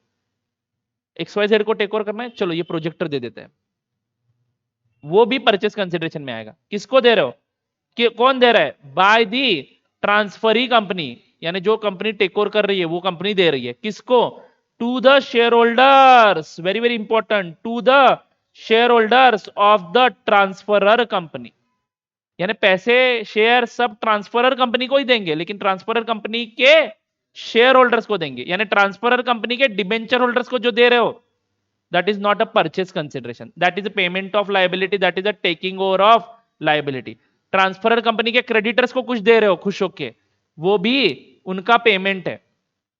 Are you getting it, share holders को जो दे रहे हो वही आपका परचेस कंसिडरेशन है। शेयर होल्डर्स मतलब कौन से शेयर होल्डर्स, इक्विटी, प्रेफरेंस या दोनों, दोनों शेयर होल्डर्स बोला है तो दोनों शेयर होल्डर्स को, यानी जो अमाउंट आप प्रेफरेंस शेयर होल्डर्स को दे रहे हो उसका टोटल, एंड जो अमाउंट, अमाउंट मतलब लिटरल कैश भी नहीं, सभी आइटम्स जो जो दे रहे हो, जो जो दे रहे हो, समझो जाते जाते डायरेक्टर ने, नए कंपनी के डायरेक्टर ने, ये लो ये मेरी घड़ी, तो घड़ी का अमाउंट भी ऐड कर दो उसमें, किसी एक शेयर होल्डर को दे दिया, मुझे तुम्हारा चेहरा पसंद आया ले लो, तो वो भी ऐड करो। ऐसा होता नहीं है, बट मजाक मजाक में बोल रहा हूं, मतलब जो जो चीजें दे रहे हो वो सारी चीजें ऐड करनी है। Aggregate of shares, other securities and the payment made in the form of cash or other assets by the transferee company to the shareholders of the transferor company, ऐसा ही लिखना है परचेस कंसिडरेशन का definition. Do you get it, in simple words, it is the price payable by the transferee company to the transferor company for taking over the business of the transferor company। ये simple words मेरे को जानना ही नहीं है, ठीक है, you remember this definition. To the share holders, to the point लिखा है, to the share holders of the transferor company, यानी जो शेयर होल्डर को दूंगा वही मेरा परचेस कंसिडरेशन। समझ में आया बच्चों, परचेस कंसिडरेशन निकालना 80% काम करेगा आपका। डू गेट माय पॉइंट, इस चीज को इतना खींच क्यों रहा हूं, क्योंकि आपके टोटल क्वेश्चन में से 80 बहुत ही ज्यादा हुआ, नहीं तो चलो 80 पकड़ के चलते हैं। 80% energy is required for calculation of purchase consideration, then job is done. अगर वो सही निकाला तो उस अमाउंट को लेके अकाउंटिंग करोगे, स्टेप वाइज मार्किंग देखो, वो सही निकला तो अकाउंटिंग सही, नहीं तो आपकी अकाउंटिंग में हर फिगर गलत। समझ में आ रहा है ना, तो इस पे आपको फोकस करना है। टू, इतना भी डिफिकल्ट नहीं है, मैं आपको जो पढ़ाऊंगा ना वो बिल्कुल समझ में आ जाएगा, मैंने नेट एसेट समझना है बस, ठीक है। अब परचेस कंसिडरेशन निकाला कैसे जाता है उसके बारे में बात करेंगे, लेकिन उसके पहले ये important points. It is notable that the purchase consideration does not include the sum which the transferee company will pay directly to the debenture holder और the creditor of the transferor company, यानी बाकी किसी को भी, share holder छोड़ के किसी को भी जो कुछ भी पैसे ट्रांसफरी कंपनी देती है, that will be taking over of a liability. समझ में आ रहा है, तो उतने पैसे शेयर होल्डर के अकाउंट में से कम होते हैं, ये मत भूलो, क्योंकि परचेस कंसिडरेशन निकालते समय हम क्या करते हैं, नेट नेट एसेट निकालते हैं। अगर नेट एसेट के बेसिस पे परचेस कंसिडरेशन दे रहे हो तो net asset is equal to what, aggregate of assets taken over minus liabilities taken over, बच्चा हुआ इक्विटी, इक्विटी है। समझ में आ रहा है क्या, हाँ, तो जो जो बाकी के लोगों को पे करोगे वो आपके शेयर होल्डर के पेमेंट में से कट हो जाता है, ठीक है। बट एनीवे ये सारी चीजें हम लोग रिलेट करेंगे आगे भी, चलो आगे बढ़ता हूं। अ सर्टेन लायबिलिटी, देखो हमें थोड़ा सा आगे जाके पीछे आना है, फिर से हमेशा याद रखो, थोड़ा सा आगे जाके पीछे आओगे तो सारी चीजें लिंक होती है। एक ही जगह पे बैठ के मुझे सब समझना ऐसे नहीं होगा, ओके, धीरे धीरे जाएंगे आगे, ओके, और थोड़ा पीछे भी आएंगे। ये एक एक चीज मैं बार बार रिपीट करता ही हूं, रिपीटेशन करने में मेरा कोई हाथ पकड़ ही नहीं सकता है, ठीक है। बच्चे बोर हो जाते हैं बट फिर भी मैं रिपीट करूंगा करूंगा करूंगा, इज इट राइट, हाँ। If a certain liability of the transferor company has not been taken over by the transferee company, ध्यान से पढ़ो बेटा, एक लायबिलिटी है जो ट्रांसफरी कंपनी टेक ओवर नहीं कर रही है, मतलब उसका पेमेंट बोल रही है कि हम नहीं करेंगे, हमें वो इंसान का चेहरा पसंद नहीं आया, मैं उसका पेमेंट नहीं करूंगा, ऐसा अगर ट्रांसफरी कंपनी ने बोला तो ऑफ कोर्स ये स्कीम अगर उनको कंप्लीट करना है तो किसको पेमेंट करना पड़ेगा, ट्रांसफरर कंपनी को पेमेंट करना पड़ेगा। तो ट्रांसफरी कंपनी के पास से जो पैसे आएंगे उसमें से कुछ पेमेंट कर दिया जा सकता है उस लायबिलिटी का, और बचे हुए पैसे शेयर होल्डर्स में बांटे जाएंगे, उसका अकाउंटिंग ट्रांसफरर कंपनी करेगी ना। ट्रांसफरी कंपनी को क्या लेना देना उसके साथ, ट्रांसफरी कंपनी क्या बोलेगी, मैंने जितने एसेट टेक ओवर किए वो मेरे बुक्स में ला, मैंने जितने लायबिलिटीज टेक ओवर किए वो मेरे बुक्स में ला, कितना अमाउंट शेयर होल्डर को दिया वो मेरे बुक्स में ला, आर यू गेटिंग इट? कैसे दिया? शेयर इशू करके दिया तो इक्विटी शेयर कैपिटल क्रेडिट करो, बैंक में से दिया तो बैंक अकाउंट क्रेडिट करो, यानी जो मैंने खरीदा है वही मेरे बुक्स में आएगा। आर यू गेटिंग इट और नॉट? हाँ, जो वो पे कर रहे हैं उसकी एंट्री मैं मेरे बुक्स में नहीं करूंगा, उसकी एंट्री वो करेंगे। कैसे करनी है देखेंगे। ओके, ये भी सीन आ जाएगा आपके प्रैक्टिकल क्वेश्चन में, टेंशन मत लो। Now how do we calculate purchase consideration? How do we calculate purchase consideration? तो लिख लो बेटा जरा सा, लिखने से थोड़ा सा मतलब नींद भी खुल जाएगा आपका।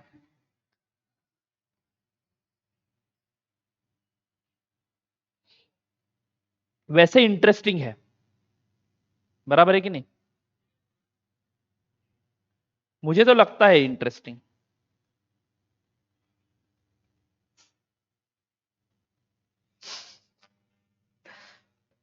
चलो आगे बढ़ो। क्या मेरे कान बहुत तेज है? हाँ राज, मेरे कान बहुत तेज है, सुनाई देता है जो जो बोलते हो? नहीं, अभी नहीं, अभी नहीं, बताना चाहूंगा मैं, है कि नहीं? आपको तो एक्सपीरियंस होगा, 1 महीने तो एक्सपीरियंस, और उसमें भी बाहर की आवाज इतनी आ रही थी, पूछो मत। उस बैच में ही ना बाहर सब काम चल रहा था एंड ऑल। आपने बहुत कोऑपरेट किया हमको, आपका ये कोऑपरेशन हम कभी भूल नहीं सकते। चलो आगे बढ़ो बच्चों। हाँ, तो हाँ, लिख लो परचेस कंसिडरेशन, हेडिंग लिख लो purchase consideration methods, methods of calculation of purchase consideration, methods of calculation of purchase consideration, बस हेडिंग लिख लो।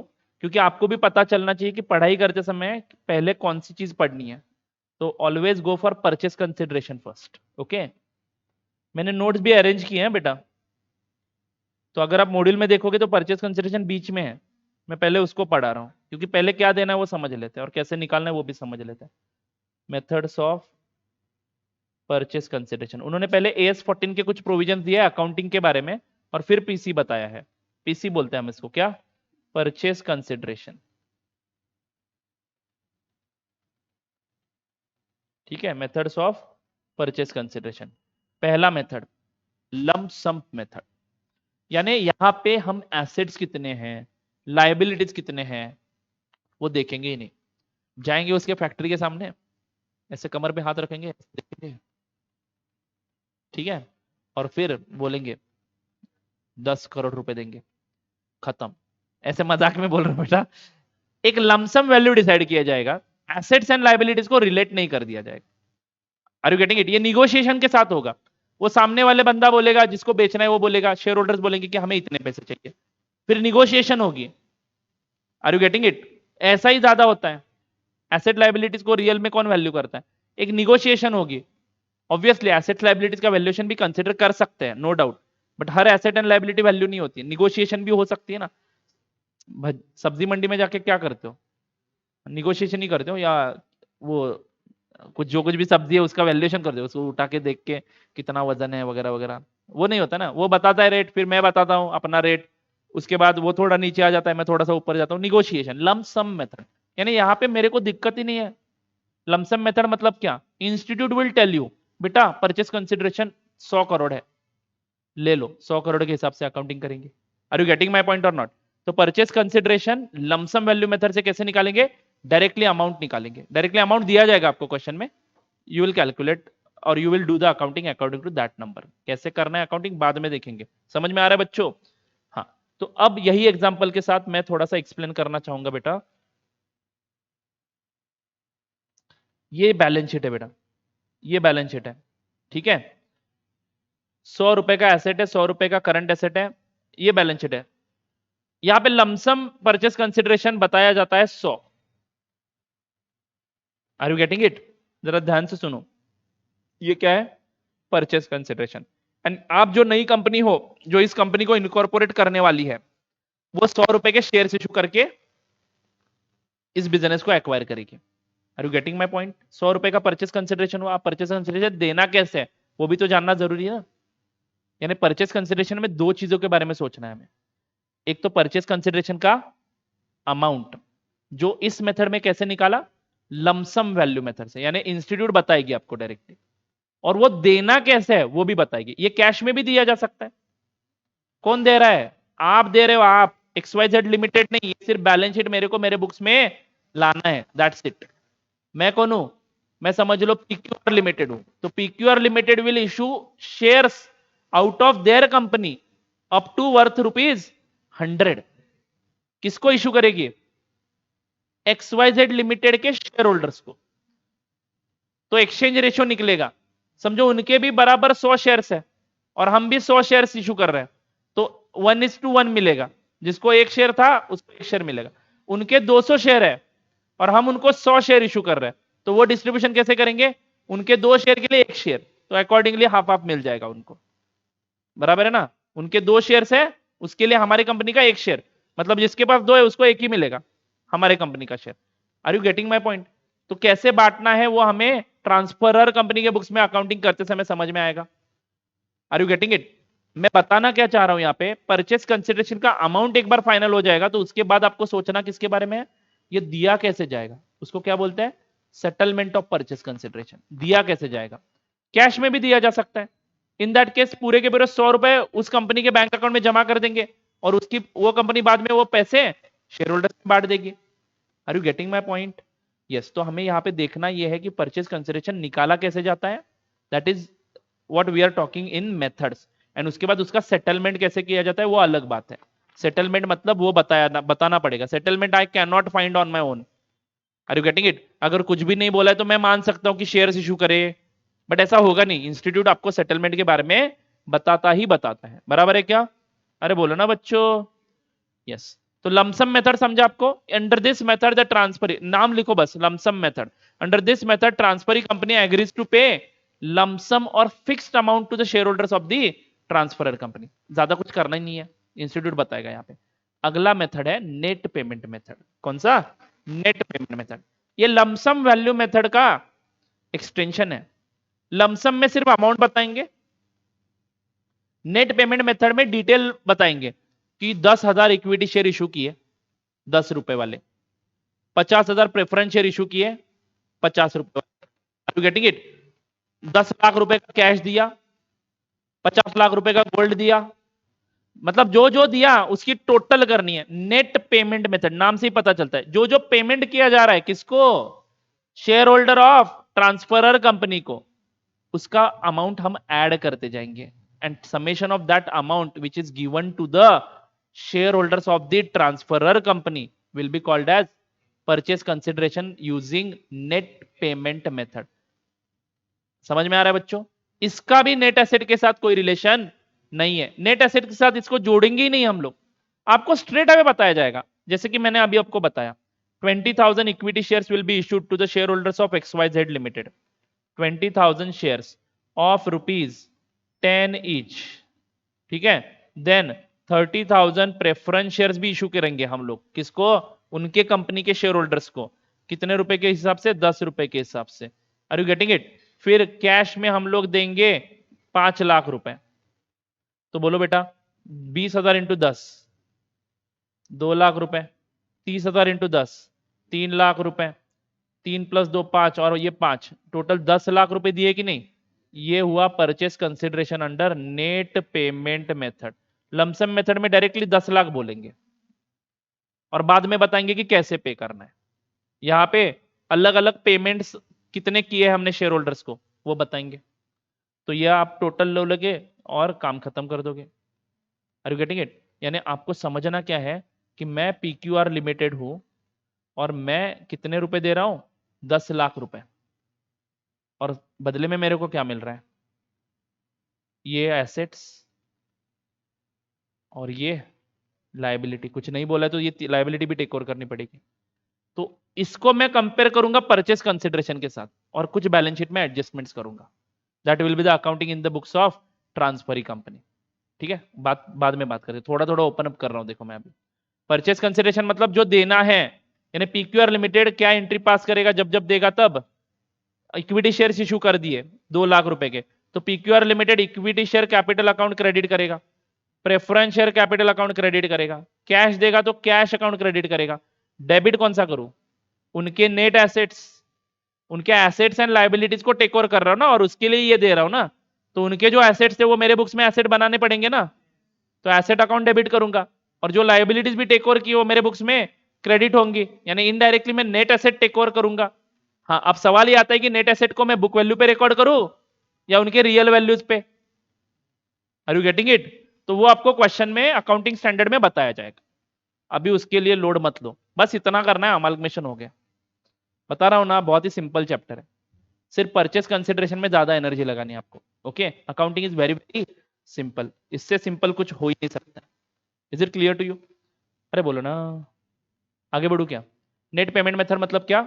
Under this method the transferee company makes the individual payment to the equity shareholder and the preference shareholder either by way of cash, issue of shares और debentures. Debenture रह गए मेरे example में, वो भी issue कर सकते थे। कुछ गोल्ड है, कुछ प्लांट एंड मशीनरी है, वो भी इशू कर सकते हो। Are you getting it? कुछ जो कुछ भी देते हो वो ऐड करते जाओ। Net payment method, always try to calculate purchase consideration under every question using net payment method. पहला ट्राई कौन सा मारेंगे? मतलब क्वेश्चन पढ़ के पता ही नहीं चलता कि कौन सा मेथड दिया है इन्होंने, तो मैं आपको एक टेक्निक बता रहा हूं। पहले आप ट्राई करोगे कि नेट पेमेंट मेथड है कि नहीं, देख लो। यानी आपको बताया जाएगा इतने शेयर इशू करने, इतने में करने, इतने शेयर इशू करने, इतने में करने, तो आप अमाउंट निकाल पा रहे हो, उस अमाउंट का टोटल ले लो, परचेस कंसिडरेशन मिल गया। लेकिन कभी कभार बताया जाता है कि 20,000 equity shares are to be issued, नहीं तो इतना ही बताया जाता है, equity shares are to be issued at the rate of ₹10 पर ईच, 10 पर शेयर। कितने इशू करने बताते नहीं है। तब मुझे कंपल्सरीली क्या करना पड़ेगा? मुझे बैलेंस शीट के साथ लिंक अप करना पड़ेगा। यानी कोई फिगर अगर मिसिंग है, अगर मेरे को नंबर ऑफ शेयर्स कितने इशू करने हैं वो ही नहीं बताया, तो मुझे अब कोई ऑप्शन नहीं है, मुझे कहां पे रिलेट करना पड़ेगा? परचेस कंसिडरेशन को रिलेट करना पड़ेगा बैलेंस शीट के साथ। और बैलेंस शीट के नीचे एडजस्टमेंट में बोला जाता है कि इस एसेट की इतनी वैल्यू है आज, इस एसेट की इतनी वैल्यू है, इस एसेट की इतनी वैल्यू है। तो वो रियल वैल्यूज लेके मुझे बैलेंस शीट में भी चेंजेस करवाने पड़ते हैं। बैलेंस शीट में चेंजेस किए तो ऑटोमेटिक दूसरा अमाउंट कौन सा चेंज होगा? इक्विटी का। कोई भी बैलेंस शीट का चेंज बोलो मेरे को बेटा, इक्विटी पे इंपैक्ट होता है कि नहीं बोलो। बैलेंस शीट को समझना बहुत जरूरी है, इस चैप्टर को समझना है तो समझ लो। डिबेंचर होल्डर्स ने 10,000 50 लाख के डिबेंचर्स है, समझ लो बेटा, यहां पे ध्यान दो, मैं आपको बता रहा हूं। ये 50 रुपए के जो डिबेंचर्स हैं, इसमें से उन्होंने बोला कि चलो मैं तुम्हें माफ कर देता हूं 20 रुपए इसमें से। किसको बोला? XYZ कंपनी को बोला कि 20 रुपए इसमें से माफ कर देता हूं। तो क्या एंट्री करोगे बेटा? डिबेंचर्स कम करने, ये डिबेंचर्स है समझ लो 50 के, डिबेंचर्स अकाउंट डेबिट करोगे और क्रेडिट क्या करोगे? Profit and loss account. Discount दे दिया, और प्रॉफिट एंड लॉस अकाउंट घूम के कहां पे आएगा? रिजर्व में आएगा। समझ में आ रहा है कि नहीं? यानी दूसरा इंपैक्ट इक्विटी में, करंट एसेट जितने रुपए के थे उससे 10 रुपए कम मिल रहा है, तो लॉस हो रहा। लॉस कहां पे जाएगा? P&L में, P&L से घूम के इक्विटी में। समझ में आ रहा है क्या? यानी सब घुमा फिरा के इक्विटी में ही जाता है। मालिक है रे यार, जो लॉस होगा वो मेरा, जो फायदा होगा वो मेरा। भले ही वो क्या बोलते हैं उसको, रियलाइज्ड हो अनरियलाइज्ड हो, फर्क नहीं पड़ता है, end of the story equity पे इंपैक्ट होता है। अकाउंटिंग तो मेरे को इतना ही समझ में आता है, P&L मोह माया है, अंत में कहां पे आता है? इक्विटी में। समझ में आ रहा है क्या? यानी आप क्या करते हो अकाउंटिंग में? इनकम अकाउंट बनाते हो, एक्सपेंस अकाउंट बनाते हो, नेट करते हो और उसको इक्विटी में लाते हो। यानी सब अकाउंट जितने भी पर्सनल रियल नॉमिनल अकाउंट्स आप बनाते हो, सब के सब कहां पे जाते हैं? बैलेंस शीट में जाते हैं, बैलेंस शीट में। बराबर है? हाँ, लेकिन उसमें से कुछ साइड में रखते हो जो मे बी बिजनेस बंद करने के बाद इक्विटी में ही जाने वाले। Are you getting it? यानी equity is the main thing. समझ में आ रहा है मैं क्या बोल रहा हूं? यस, ठीक है, कंफ्यूज भी नहीं होना है, आराम से पढ़ेंगे। मुझे बताना यह है, जब मेरे पास ये लोग क्लियर इंफॉर्मेशन नहीं देते हैं, यानी ये बताते नहीं है कि इतने शेयर इशू करने हैं इतने रुपए में, इतने शेयर, इतने प्रेफरेंस शेयर इशू करने हैं इतने रुपए में, फिर डिबेंचर्स देने हैं इतने के। Are you getting it? पूरी की पूरी कितना देना है, कितने रुपए में देना है, सब बताया, तो नेट पेमेंट मेथड से मैं परचेस कंसिडरेशन निकाल दूंगा। अकाउंटिंग करते समय कुछ एडजस्टमेंट करने पड़ेंगे, बराबर है ना, क्योंकि उनके जितने एसेट्स में टेक ओवर कर रहा हूं और कौन से वैल्यू पे रिकॉर्ड कर रहा हूं वो भी देखना जरूरी है। अब समझ लो, यहाँ पे 150 रुपए देने हैं और इनको हमने 200 का दे दिया परचेस कंसिडरेशन, बराबर है क्या? बैलेंस शीट के मुताबिक देना कितना है? 150 का। तो और बाद में आपको क्वेश्चन में बोला कि बुक वैल्यूज पे ही रिकॉर्ड करो assets and liabilities in the books of transferee company. तो मैं नेट नॉन करंट एसेट कितने में रिकॉर्ड करूंगा? 100 रुपए में। करंट एसेट कितने में रिकॉर्ड करूंगा? 100 रुपए में। एंड ये लाइबिलिटी कितने में रिकॉर्ड करूंगा? 50 में। यानी 200 माइनस 50, कितना देना था 150, लेकिन दिया कितना 200, तो ऊपर का 50 एक्स्ट्रा जो दिया उसका क्या करूं, AS 14 पढ़ो। Are you getting it? ये अकाउंटिंग पूरा आपको स्टेप बाय स्टेप पढ़ाया गया है। बुक वैल्यूज पे करते हो तो क्या करना है, वैल्यूज बदल के करते हो तो क्या करना है, अकाउंटिंग बाद में सीखेंगे। पहले परचेस कंसिडरेशन कैसे निकालना है वो सीखते हैं। परचेस कंसिडरेशन में पहला मेथड कौन सा था, लमसम वैल्यू मेथड। दूसरा नेट पेमेंट मेथड, जिसमें बताया जाएगा कि भैया कितने शेयर इशू करने हैं, कितने रुपए में करने हैं। उसके बाद और क्या बताया जाएगा, सब जो जो दे रहे हो उसकी टोटल ऐड करते जाओगे। ठीक है, इस नेट पेमेंट मेथड को ही हम लोग क्या बोलते पता है, adding up of discharge of purchase consideration. क्या बोलते हैं, adding up of discharge of purchase consideration, यानी परचेस कंसिडरेशन जो डिस्चार्ज कर रहे हो उसका टोटल। ठीक है, ये दोनों मेथड बहुत ही सिंपल है। Always try to find total of payments, but if you are unable to find anything in this, then there is no other option, we have to go to the net asset method। यानी उन्होंने बताया ही नहीं है, adding up of discharge of, discharge मतलब पैसे देना, adding up of discharge of purchase consideration. ठीक है, अगर ये बताने के लिए ही तैयार नहीं है कि कितने डिबेंचर्स देने हैं, कितने शेयर्स देने हैं, नंबर ही नहीं बताया, तो मेरे पास एक ही ऑप्शन अवेलेबल है, एंड में एक ही ऑप्शन अवेलेबल है, क्या, बैलेंस शीट के हिसाब से और जो जानकारी दी है, जो एसेट्स की लायबिलिटीज की नई वैल्यूज दी है, उसके हिसाब से परचेस कंसिडरेशन निकालो। और उसके हिसाब से परचेस कंसिडरेशन मतलब क्या, इक्विटी शेयर होल्डर वालों को कितना पैसा देना पड़ेगा। तो ऑप्शन नंबर 1 ये है, आप लोग इक्विटी शेयर कैपिटल ले लो एंड रिजर्व एंड सरप्लस ले लो एंड दोनों का टोटल ले लो। बट वो तो ठहरा पुराने वाले बुक वैल्यूज के हिसाब से। आपको बुक्स में क्या बोला है, क्वेश्चन में क्या बोला है कि एसेट की वैल्यू बुक में इतनी है बट रियलिटी में इतनी है, तो उसका इफेक्ट आप इक्विटी में ले लो। यानी आप उल्टा कैलकुलेशन करो, purchase consideration is equal to new equity according to the adjustments. New equity मतलब क्या, equity share capital plus reserve and surplus में चेंज पड़ेंगे ना, कोई एसेट बढ़ेगा कोई एसेट घटेगा, वो चेंजेस आप रिजर्व एंड सरप्लस में इनकॉर्पोरेट करो। ये एक तरीका हो सकता है इक्विटी निकालने का। नहीं तो दूसरा तरीका क्या है, नेट एसेट निकालो, रिवाइज्ड वैल्यूज ऑफ एसेट्स ले लो minus revised values of liabilities ले लो। मतलब क्या ले रहे हो, नेट एसेट ले रहे हो, मतलब क्या ले रहे हो, इक्विटी ले रहे हो, बट रिवाइज्ड वाली, नई वाली इक्विटी ले रहे हो। मैं आपको क्वेश्चन में करके दिखाऊंगा नई वाली इक्विटी नेट एसेट के साथ कैसे मैच होती है। तो नेट एसेट मेथड मतलब कुछ अलग नहीं है, इक्विटी शेयर होल्डर्स का जो हक है वही हम दे रहे हैं। मतलब ये सच में बढ़िया मेथड है। इस मेथड से जो पीसी निकलेगा ना वो बिल्कुल सही निकलेगा, उस बिजनेस की वैल्यू है ये, उस बिजनेस की वैल्यू है ये। समझ में आ रहा है क्या, वो बिजनेस खरीदा जा सकता है इस नेट एसेट मेथड से ही। हाँ, लेकिन उससे ज्यादा भी दे सकते हैं हम लोग, कम भी दे सकते हैं, आपकी कितनी इच्छा है उसके ऊपर वो डिसाइड होगा, आपकी कितनी तड़प है उस बिजनेस को एक्वायर करने के लिए उसके ऊपर ये डिसाइड होगा। कभी कभार इमोशनल भी खरीद लेते ना गुस्से में, एसेट की वैल्यू 100 रुपए होती है, एटीट्यूड मारना होता है, नहीं तो कोई दूसरा ऑब्जेक्टिव हो सकता है, उसको मिटाना ही है, उसको बिजनेस में से बाहर ही फेंकना है, कंपटीशन ही कम करना है। तो नेट एसेट के कंपैरिजन में कभी कभार मैं ज्यादा पैसे भी दे सकता हूं, तो वो ज्यादा दे रहे हो उसका अकाउंटिंग कैसे करना है, AS 14। समझ में आ रहा है बच्चों? तो ये इंटरेस्टिंग फैक्टर है कि आपको सही वाली मेथड कौन सी है वो भी समझ में आनी चाहिए। ऑब्वियसली ये नेट पेमेंट मेथड में परचेस कंसिडरेशन एसेट लायबिलिटीज को जोड़ के ही निकाला होगा, बट ये लोग हमें बताते नहीं है, हमें सिर्फ डायरेक्टली बोल देते कि ये इशू करो काम खत्म करो, आप चिंता मत करो, हमने ये सब कैलकुलेशन कर लिया है। लेकिन इन्होंने अगर ऐसा बताया नहीं तो मेरे पास दूसरा कोई ऑप्शन नहीं है। Therefore I am telling you, always go for net payment method first. Net payment method से अगर आपका काम नहीं हो रहा है, मतलब उसमें आपको कोई एक फिगर नहीं दिया जाता है, तो आप अटक जाओगे ना वहां पे। तो उस केस में हमें क्या करना पड़ेगा, नेट एसेट को जोड़ना पड़ेगा परचेस कंसिडरेशन को। And purchase consideration under net asset method is equal to, आप नाम लिखिए नेट एसेट मेथड,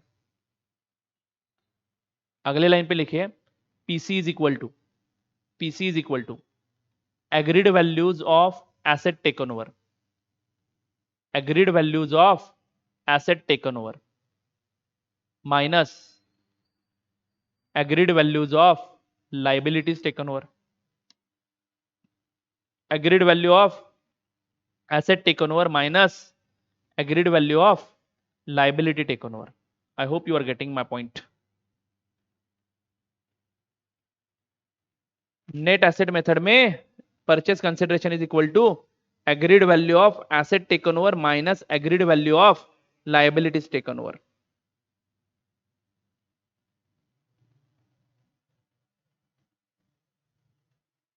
अब एग्रीड वैल्यू मतलब कौन सी बेटा? उन दोनों में जो एग्रीड हुई है वो. ठीक है. एंड इफ एनी एसेट्स और liabilities agreed value is not given, then what you are going to do? Book value is will be considered as agreed value हमारे क्वेश्चन को सॉल्व करने के लिए. ठीक है. तो बुक वैल्यू भी एग्रीड वैल्यू मान लेंगे अगर नहीं दिया है क्वेश्चन में. समझो प्लांट एंड मशीनरी का दिया है, फर्नीचर का दिया है, सब एसेट का दिया है, सिर्फ स्टॉक का एग्रीड वैल्यू नहीं दिया है, तो क्या करेंगे? बुक वैल्यू को ही एग्रीड वैल्यू मान देंगे. हाँ, लेकिन मेथड देखो बेटा, नेट एसेट ले रहा हूं मैं, यानी एसेट का टोटल माइनस आउटसाइडर लायबिलिटी. क्या बोला? Agreed value of liabilities taken over, bracket में लिखना outsider liabilities. Very very important, क्योंकि इक्विटी भी एक लायबिलिटी है ना, तो वो भी नहीं लेना है, तो जीरो आ जाएगा. फिर इक्विटी वालों को कितना देना है वही निकालना है, तो सिर्फ आउटसाइडर लायबिलिटीज को माइनस करो, प्रेफरेंस शेयर होल्डर्स को भी माइनस नहीं करना है. Do you get it my point? हाँ. तो बच्चों ये आपको देगा purchase consideration according to the revised values of balance sheet. समझ में आ रहा है बच्चों? यस. तो मैं यहां पे पढ़ रहा हूं, जरा ध्यान देना. Under this method the purchase consideration is arrived based on the value of assets less outside liabilities excluding share capital and reserves taken over by the transferee company. हाँ, very very important. Agreed values of assets बोला ना मैंने, asset taken over बोला क्या? Taken over लिखा है ना मैंने. हाँ, agreed values of assets taken over, यानी जो टेक ओवर कर रहा हूं वही लेंगे ना मैं. जो टेक ओवर नहीं कर रहा हूं मैं उसका पेमेंट क्यों करूं? ये मेथड समझने में बहुत ही सिंपल है. जितना एसेट ले रहे हो minus liabilities is equal to what? Net asset, and which is equal to equity of that company. ध्यान में रखना. हाँ. अब सर इससे किसे बोल रहे हो? समझो इसमें से इन्होंने करंट एसेट लिया ही नहीं, सिर्फ ये एसेट लिया, तो हम परचेस कंसिडरेशन निकालेंगे कैसे? 100 बराबर है क्या? माइनस आउटसाइडर लायबिलिटी 50 ली, तो 50 ही देने हैं हमारे ओर से, तो यही हमारा पीसी आया. बराबर है क्या? बट बेटा तो आप तो बोल रहे हो कि इक्विटी इक्विटी तो 150 का है. अब इसमें चेंज ही नहीं किया ना मैंने, तो इक्विटी को तो 150, इक्विटी तो 150 का है. बेटा जब अब बिजनेस ही बंद होगा तो ये करंट एसेट क्या हो जाएंगे? रियलाइज हो जाएंगे. और ये किसको पे करेंगे? इनको ही पे करेंगे. तो अल्टीमेटली इक्विटी कितना है? वही तो मैं बताने का प्रयास कर रहा हूं. तो आप आंख बंद करके डिसाइड कर लो कि नेट एसेट मतलब इनडायरेक्टली मैं इक्विटी पे कर रहा हूं. समझ में आ रहा है क्या? क्योंकि ये 100 उनके पास अवेलेबल है ना पेमेंट करने के लिए, उनका बचा हुआ 100 रुपए का. हाँ, तो ये 50 रुपए इक्विटी वालों को ही दे रहे हैं हम लोग. Is it clear to you? आगे बढ़ते हैं. The purchase consideration essentially depends upon the fair value. The purchase consideration, ये भी बोल रहे देखो, purchase consideration essentially depends upon the fair value of its elements. For example, when the consideration includes securities, the value fixed by the statutory authority may be taken as fair value. In case of other assets, the fair value may be determined by reference to the market value of the asset given up, or in the absence of market value, net book value of the asset are considered. यानी वो लोग बोल रहे कि कौन सा value लेना है. तो सिक्योरिटीज के केस में जो स्टैट्यूटरी अथॉरिटी है, Bombay stock exchange, national stock exchange, उनकी जो अभी मार्केट वैल्यू है वो ले लो, वही फेयर वैल्यू हो जाएगी. बाकी के एसेट्स है, land, building, plant and machinery, उसकी अगर मार्केट वैल्यू मिल रही है तो मार्केट वैल्यू ले लो. अगर वो भी नहीं अवेलेबल है तो क्या करो? बेस्ट वे बुक वैल्यू ले लो. Is it clear to you? ये अकाउंटिंग स्टैंडर्ड का पैरा यहाँ पे चिपकाया है. Is it clear to you? हाँ. इंट्रिंसिक वैल्यू और शेयर एक्सचेंज मेथड, ये एक्सटेंशन है नेट एसेट मेथड का. क्या? नेट एसेट मेथड का. तो आप लोग लिखो ये नाम पहले, इंट्रिंसिक वैल्यू और share exchange method.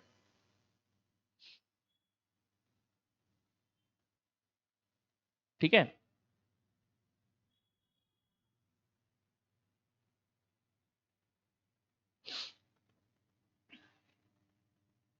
Under this method लिखो आप एक note. Under this method purchase consideration is calculated using net asset only. purchase consideration is calculated using net assets only, but exchange of shares while making discharge of purchase consideration. एक minute exchange of shares while discharging purchase consideration, but तक पहुंच लगे सब लोग. But the exchange of shares while discharging PC, but exchange of shares while discharging PC purchase consideration is done according to the intrinsic value of shares. Is done according to the intrinsic values of shares.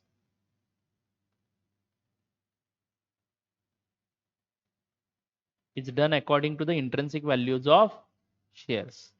Now next line पे लिखना intrinsic value per share is equal to intrinsic value per share is equal to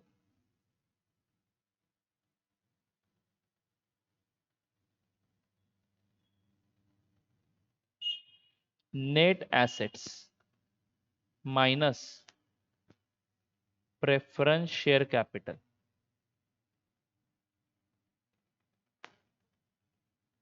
divided by number of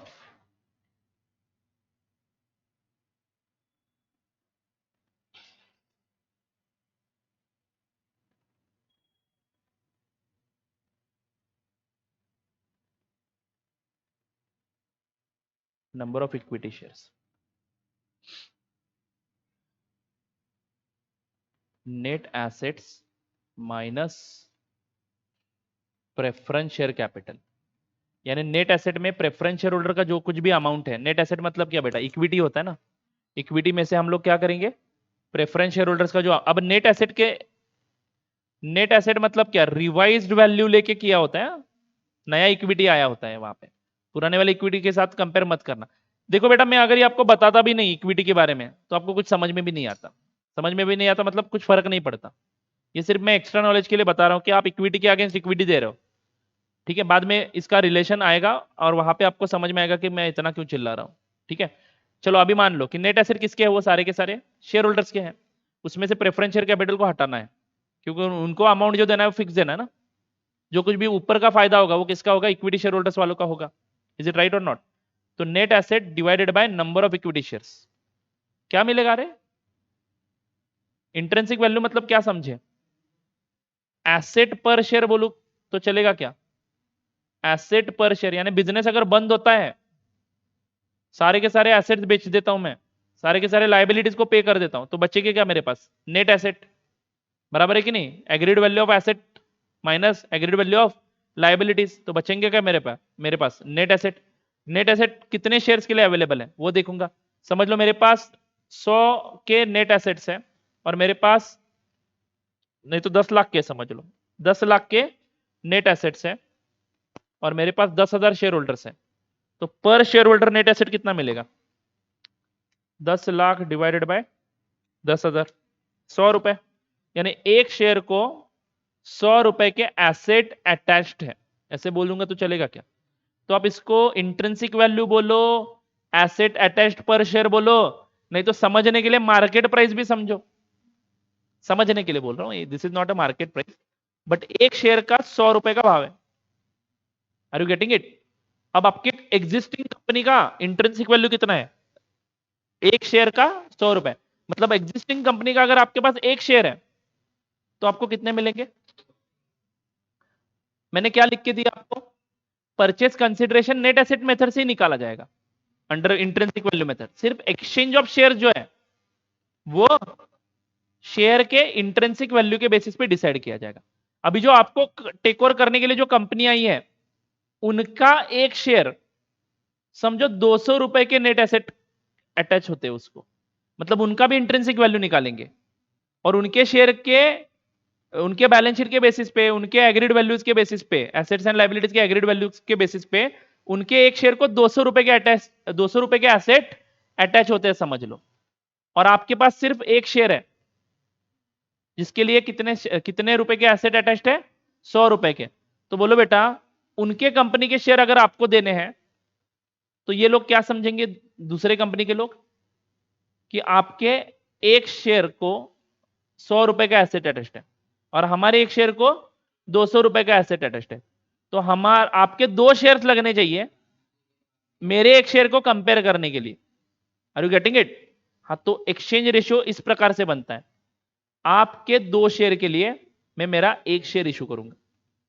ठीक है, कैसे calculation होती है और कैसे दिखता है ये क्वेश्चन में ही समझ में आएगा। But this is intrinsic value method, यानी यहां पे एक्सचेंज रेशियो डिसाइड होगा। Are you getting it? तो एक्सचेंज रेशियो निकालेंगे और उसके मुताबिक शेयर्स दे देंगे। Is it clear to you? Yes, now please, intrinsic value method आपको समझ में आया है? थोड़ा थोड़ा, पूरा नहीं आया है, उसको क्वेश्चन में सॉल्व करते समय मैं और समझाऊंगा। Is it clear to you? हाँ, तो परचेज कंसिडरेशन कैलकुलेट करने के टोटल मैंने 3 तरीके ही देखे। मैं तो इंट्रिंसिक वैल्यू को एक्स्ट्रा मेथड मानता ही नहीं हूँ, ये एक्सटेंशन है नेट एसेट मेथड का। देना तो नेट एसेट ही है, ठीक है, देना तो नेट एसेट ही है, बट कैसे कैलकुलेशन होती है मैं आपको दिखा। ओके, चलो आगे बढ़ू। क्वेश्चन नंबर 1 नहीं, 1 थोड़ा सा कल करेंगे, समय नहीं है मेरे पास उतना। 3 नंबर का करते हैं, सिंपल है। अभी 4 क्वेश्चन है पीसी निकालने पे, वो पहले करेंगे और उसके बाद अमालगमेशन की तरफ, अकाउंटिंग की तरफ जाएंगे। चलेगा ना? तो क्वेश्चन नंबर 3 एक बार पढ़ लू क्या? Y Limited decides to absorb X Limited. Y Limited decides to absorb X Limited. Y Limited decides to absorb X Limited. Y Limited कौन है? ट्रांसफरी, बराबर है ना? अरे sorry, transferee. And X Limited कौन है? ट्रांसफरर, बराबर है बच्चों? The draft balance sheet of X Limited is as follows. X Limited का बैलेंस शीट दिया है, ऑफ कोर्स X Limited का ही चाहिए मेरे को, पीसी निकालना है, बराबर है ना? 3000 इक्विटी शेयर्स ऑफ ₹100 ईच, ये इनका एग्जिस्टिंग बैलेंस शीट है बेटा। जिन एक्स लिमिटेड ने 3000 शेयर्स मार्केट में इशू किया है, यानी शेयर होल्डर्स कितने हैं?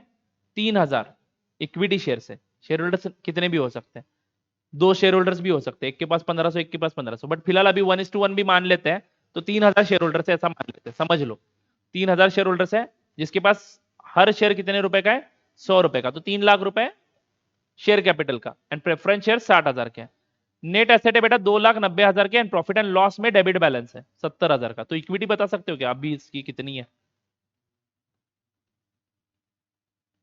3,60,000 माइनस 70,000, 2,90,000। क्यों कर रहे हो? ये इनका शेयर कैपिटल का बैलेंस है और ये रिजर्व एंड सरप्लस का बैलेंस है, बट ये डेबिट बैलेंस है, ये माइनस होगा, तो बचा क्या? Net asset. वही तो मैं बता रहा हूं, net asset is equal to equity. हमेशा ऐसा ही होता है। सच में बोलूं क्या, मेरे को समझ में नहीं आता था, कभी कभार नेटवर्थ बोलते हैं, कभी कभार नेट एसेट बोलते हैं, इक्विटी ही होता है वो। हाँ, लेकिन इक्विटी रिवाइज किया होता है according to the changes in the values of assets and liabilities होता है वो। लेकिन बैलेंस शीट में अगर इक्विटी निकाल रहे हो तो it is nothing but the total of share capital and reserve and surplus. याद रखना, मैच होना ही चाहिए। अरे बेटा बैलेंस शीट टैली इसीलिए तो होता है, ठीक है? Y Limited agrees to take over the net assets of X Limited. अच्छा, the terms of the purchase consideration is as follows: an equity shares in X Limited, ध्यान से पढ़ना पड़ता है बेटा यहाँ पे, an equity shares in X Limited मतलब इसकी बात हो रही, for the purpose of absorption is valued at ₹70। काम खत्म, 70 रुपए में एक शेयर का वैल्यूएशन हुआ, 3000 शेयर है, बोलो 70 रुपए के हिसाब से Y लिमिटेड शाल इशू, 2,10,000 देना है इनको, समझा? Y limited shall issue equity shares at a value of ₹120 each. Y limited यानी कौन? Transferee company, shall issue equity share of its own company at a value of ₹120 each. Issue price कितना हुआ? 120 each for the equity share holders of x limited. यानी equity share holders को देना कितना है? 2,10,000, और एक शेयर कितने का वैल्यू किया? 120 का। बेटा ये एक शेयर वाई का 120 का जो है इसकी फेस वैल्यू कितनी है, या यही फेस वैल्यू है, ये इशू प्राइस है।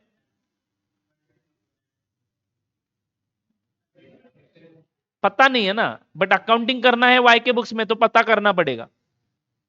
तो समझ लो फेस वैल्यू 10 रुपए है, तो उसके अकॉर्डिंगली वाई अकाउंटिंग करेगा। But calculation of number of shares to be issued will be done on the basis of issue price only. याद रखना है, issue price only. Issue price कितना डिसाइड हुआ, 120।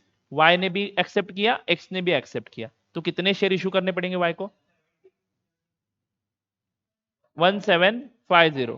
तो बेटा यहां पे ध्यान दो, 1750 shares, equity shares of Y limited at the rate of ₹120। तो मे बी वो 10 रुपए का हो या 100 रुपए का हो, मेरे को फर्क नहीं पड़ता है। तो परचेस कंसिडरेशन अब कितना हुआ यहाँ पे, 2,10,000 तो हो गया, जो इक्विटी शेयर होल्डर्स को दिया।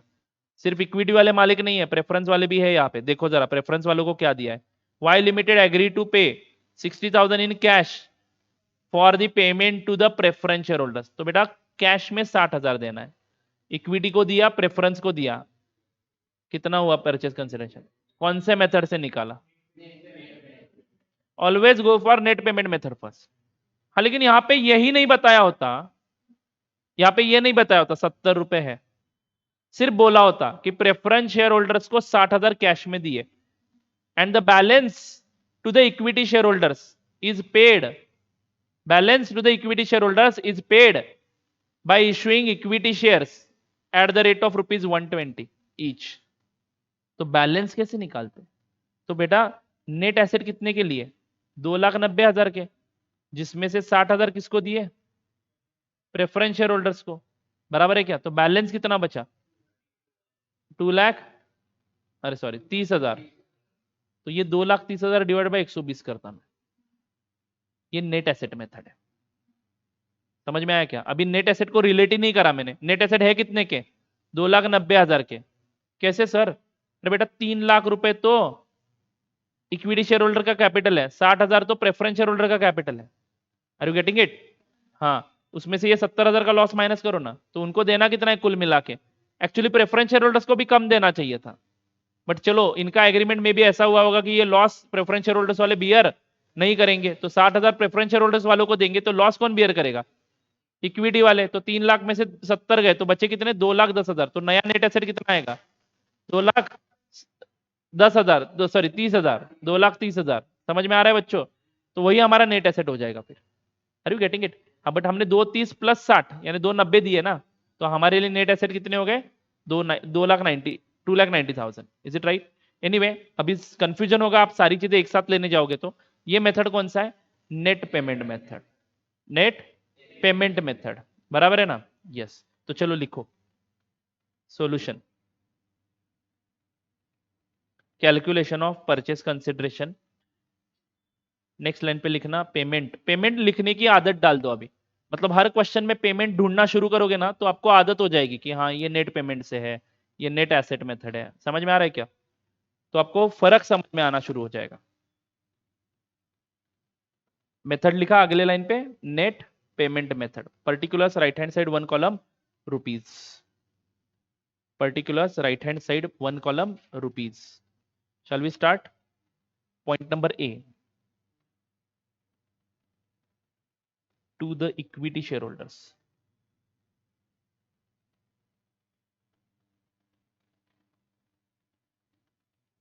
to the equity shareholders,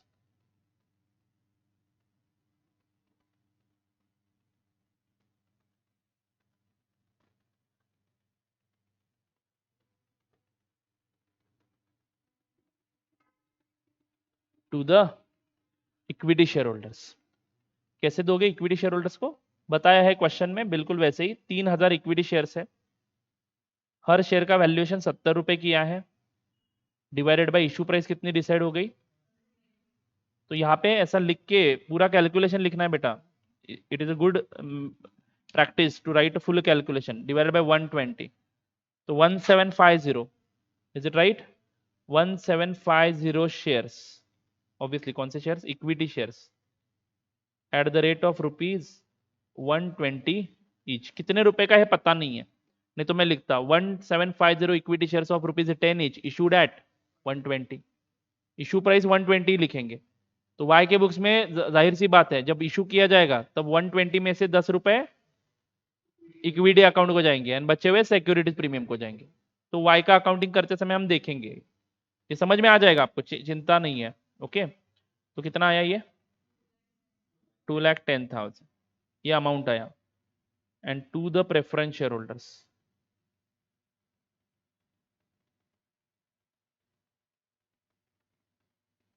in cash how much 60,000। सही है बच्चों, तो कुल मिला के 2,70,000 टोटल परचेस कंसिडरेशन।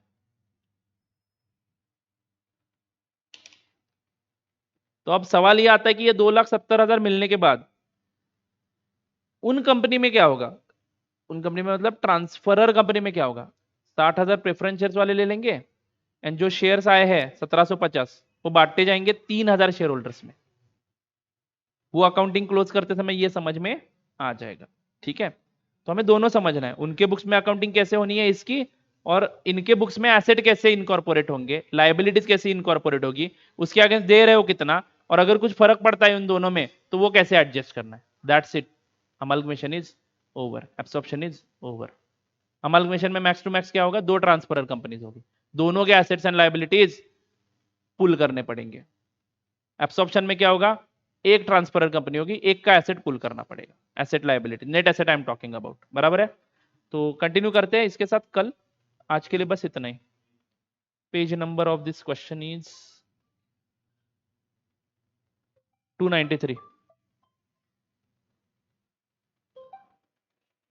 ठीक है जी, चलो आज के लिए बस इतना ही, tata bye bye, see you, take care, मिलते हैं कल, कल क्लास है।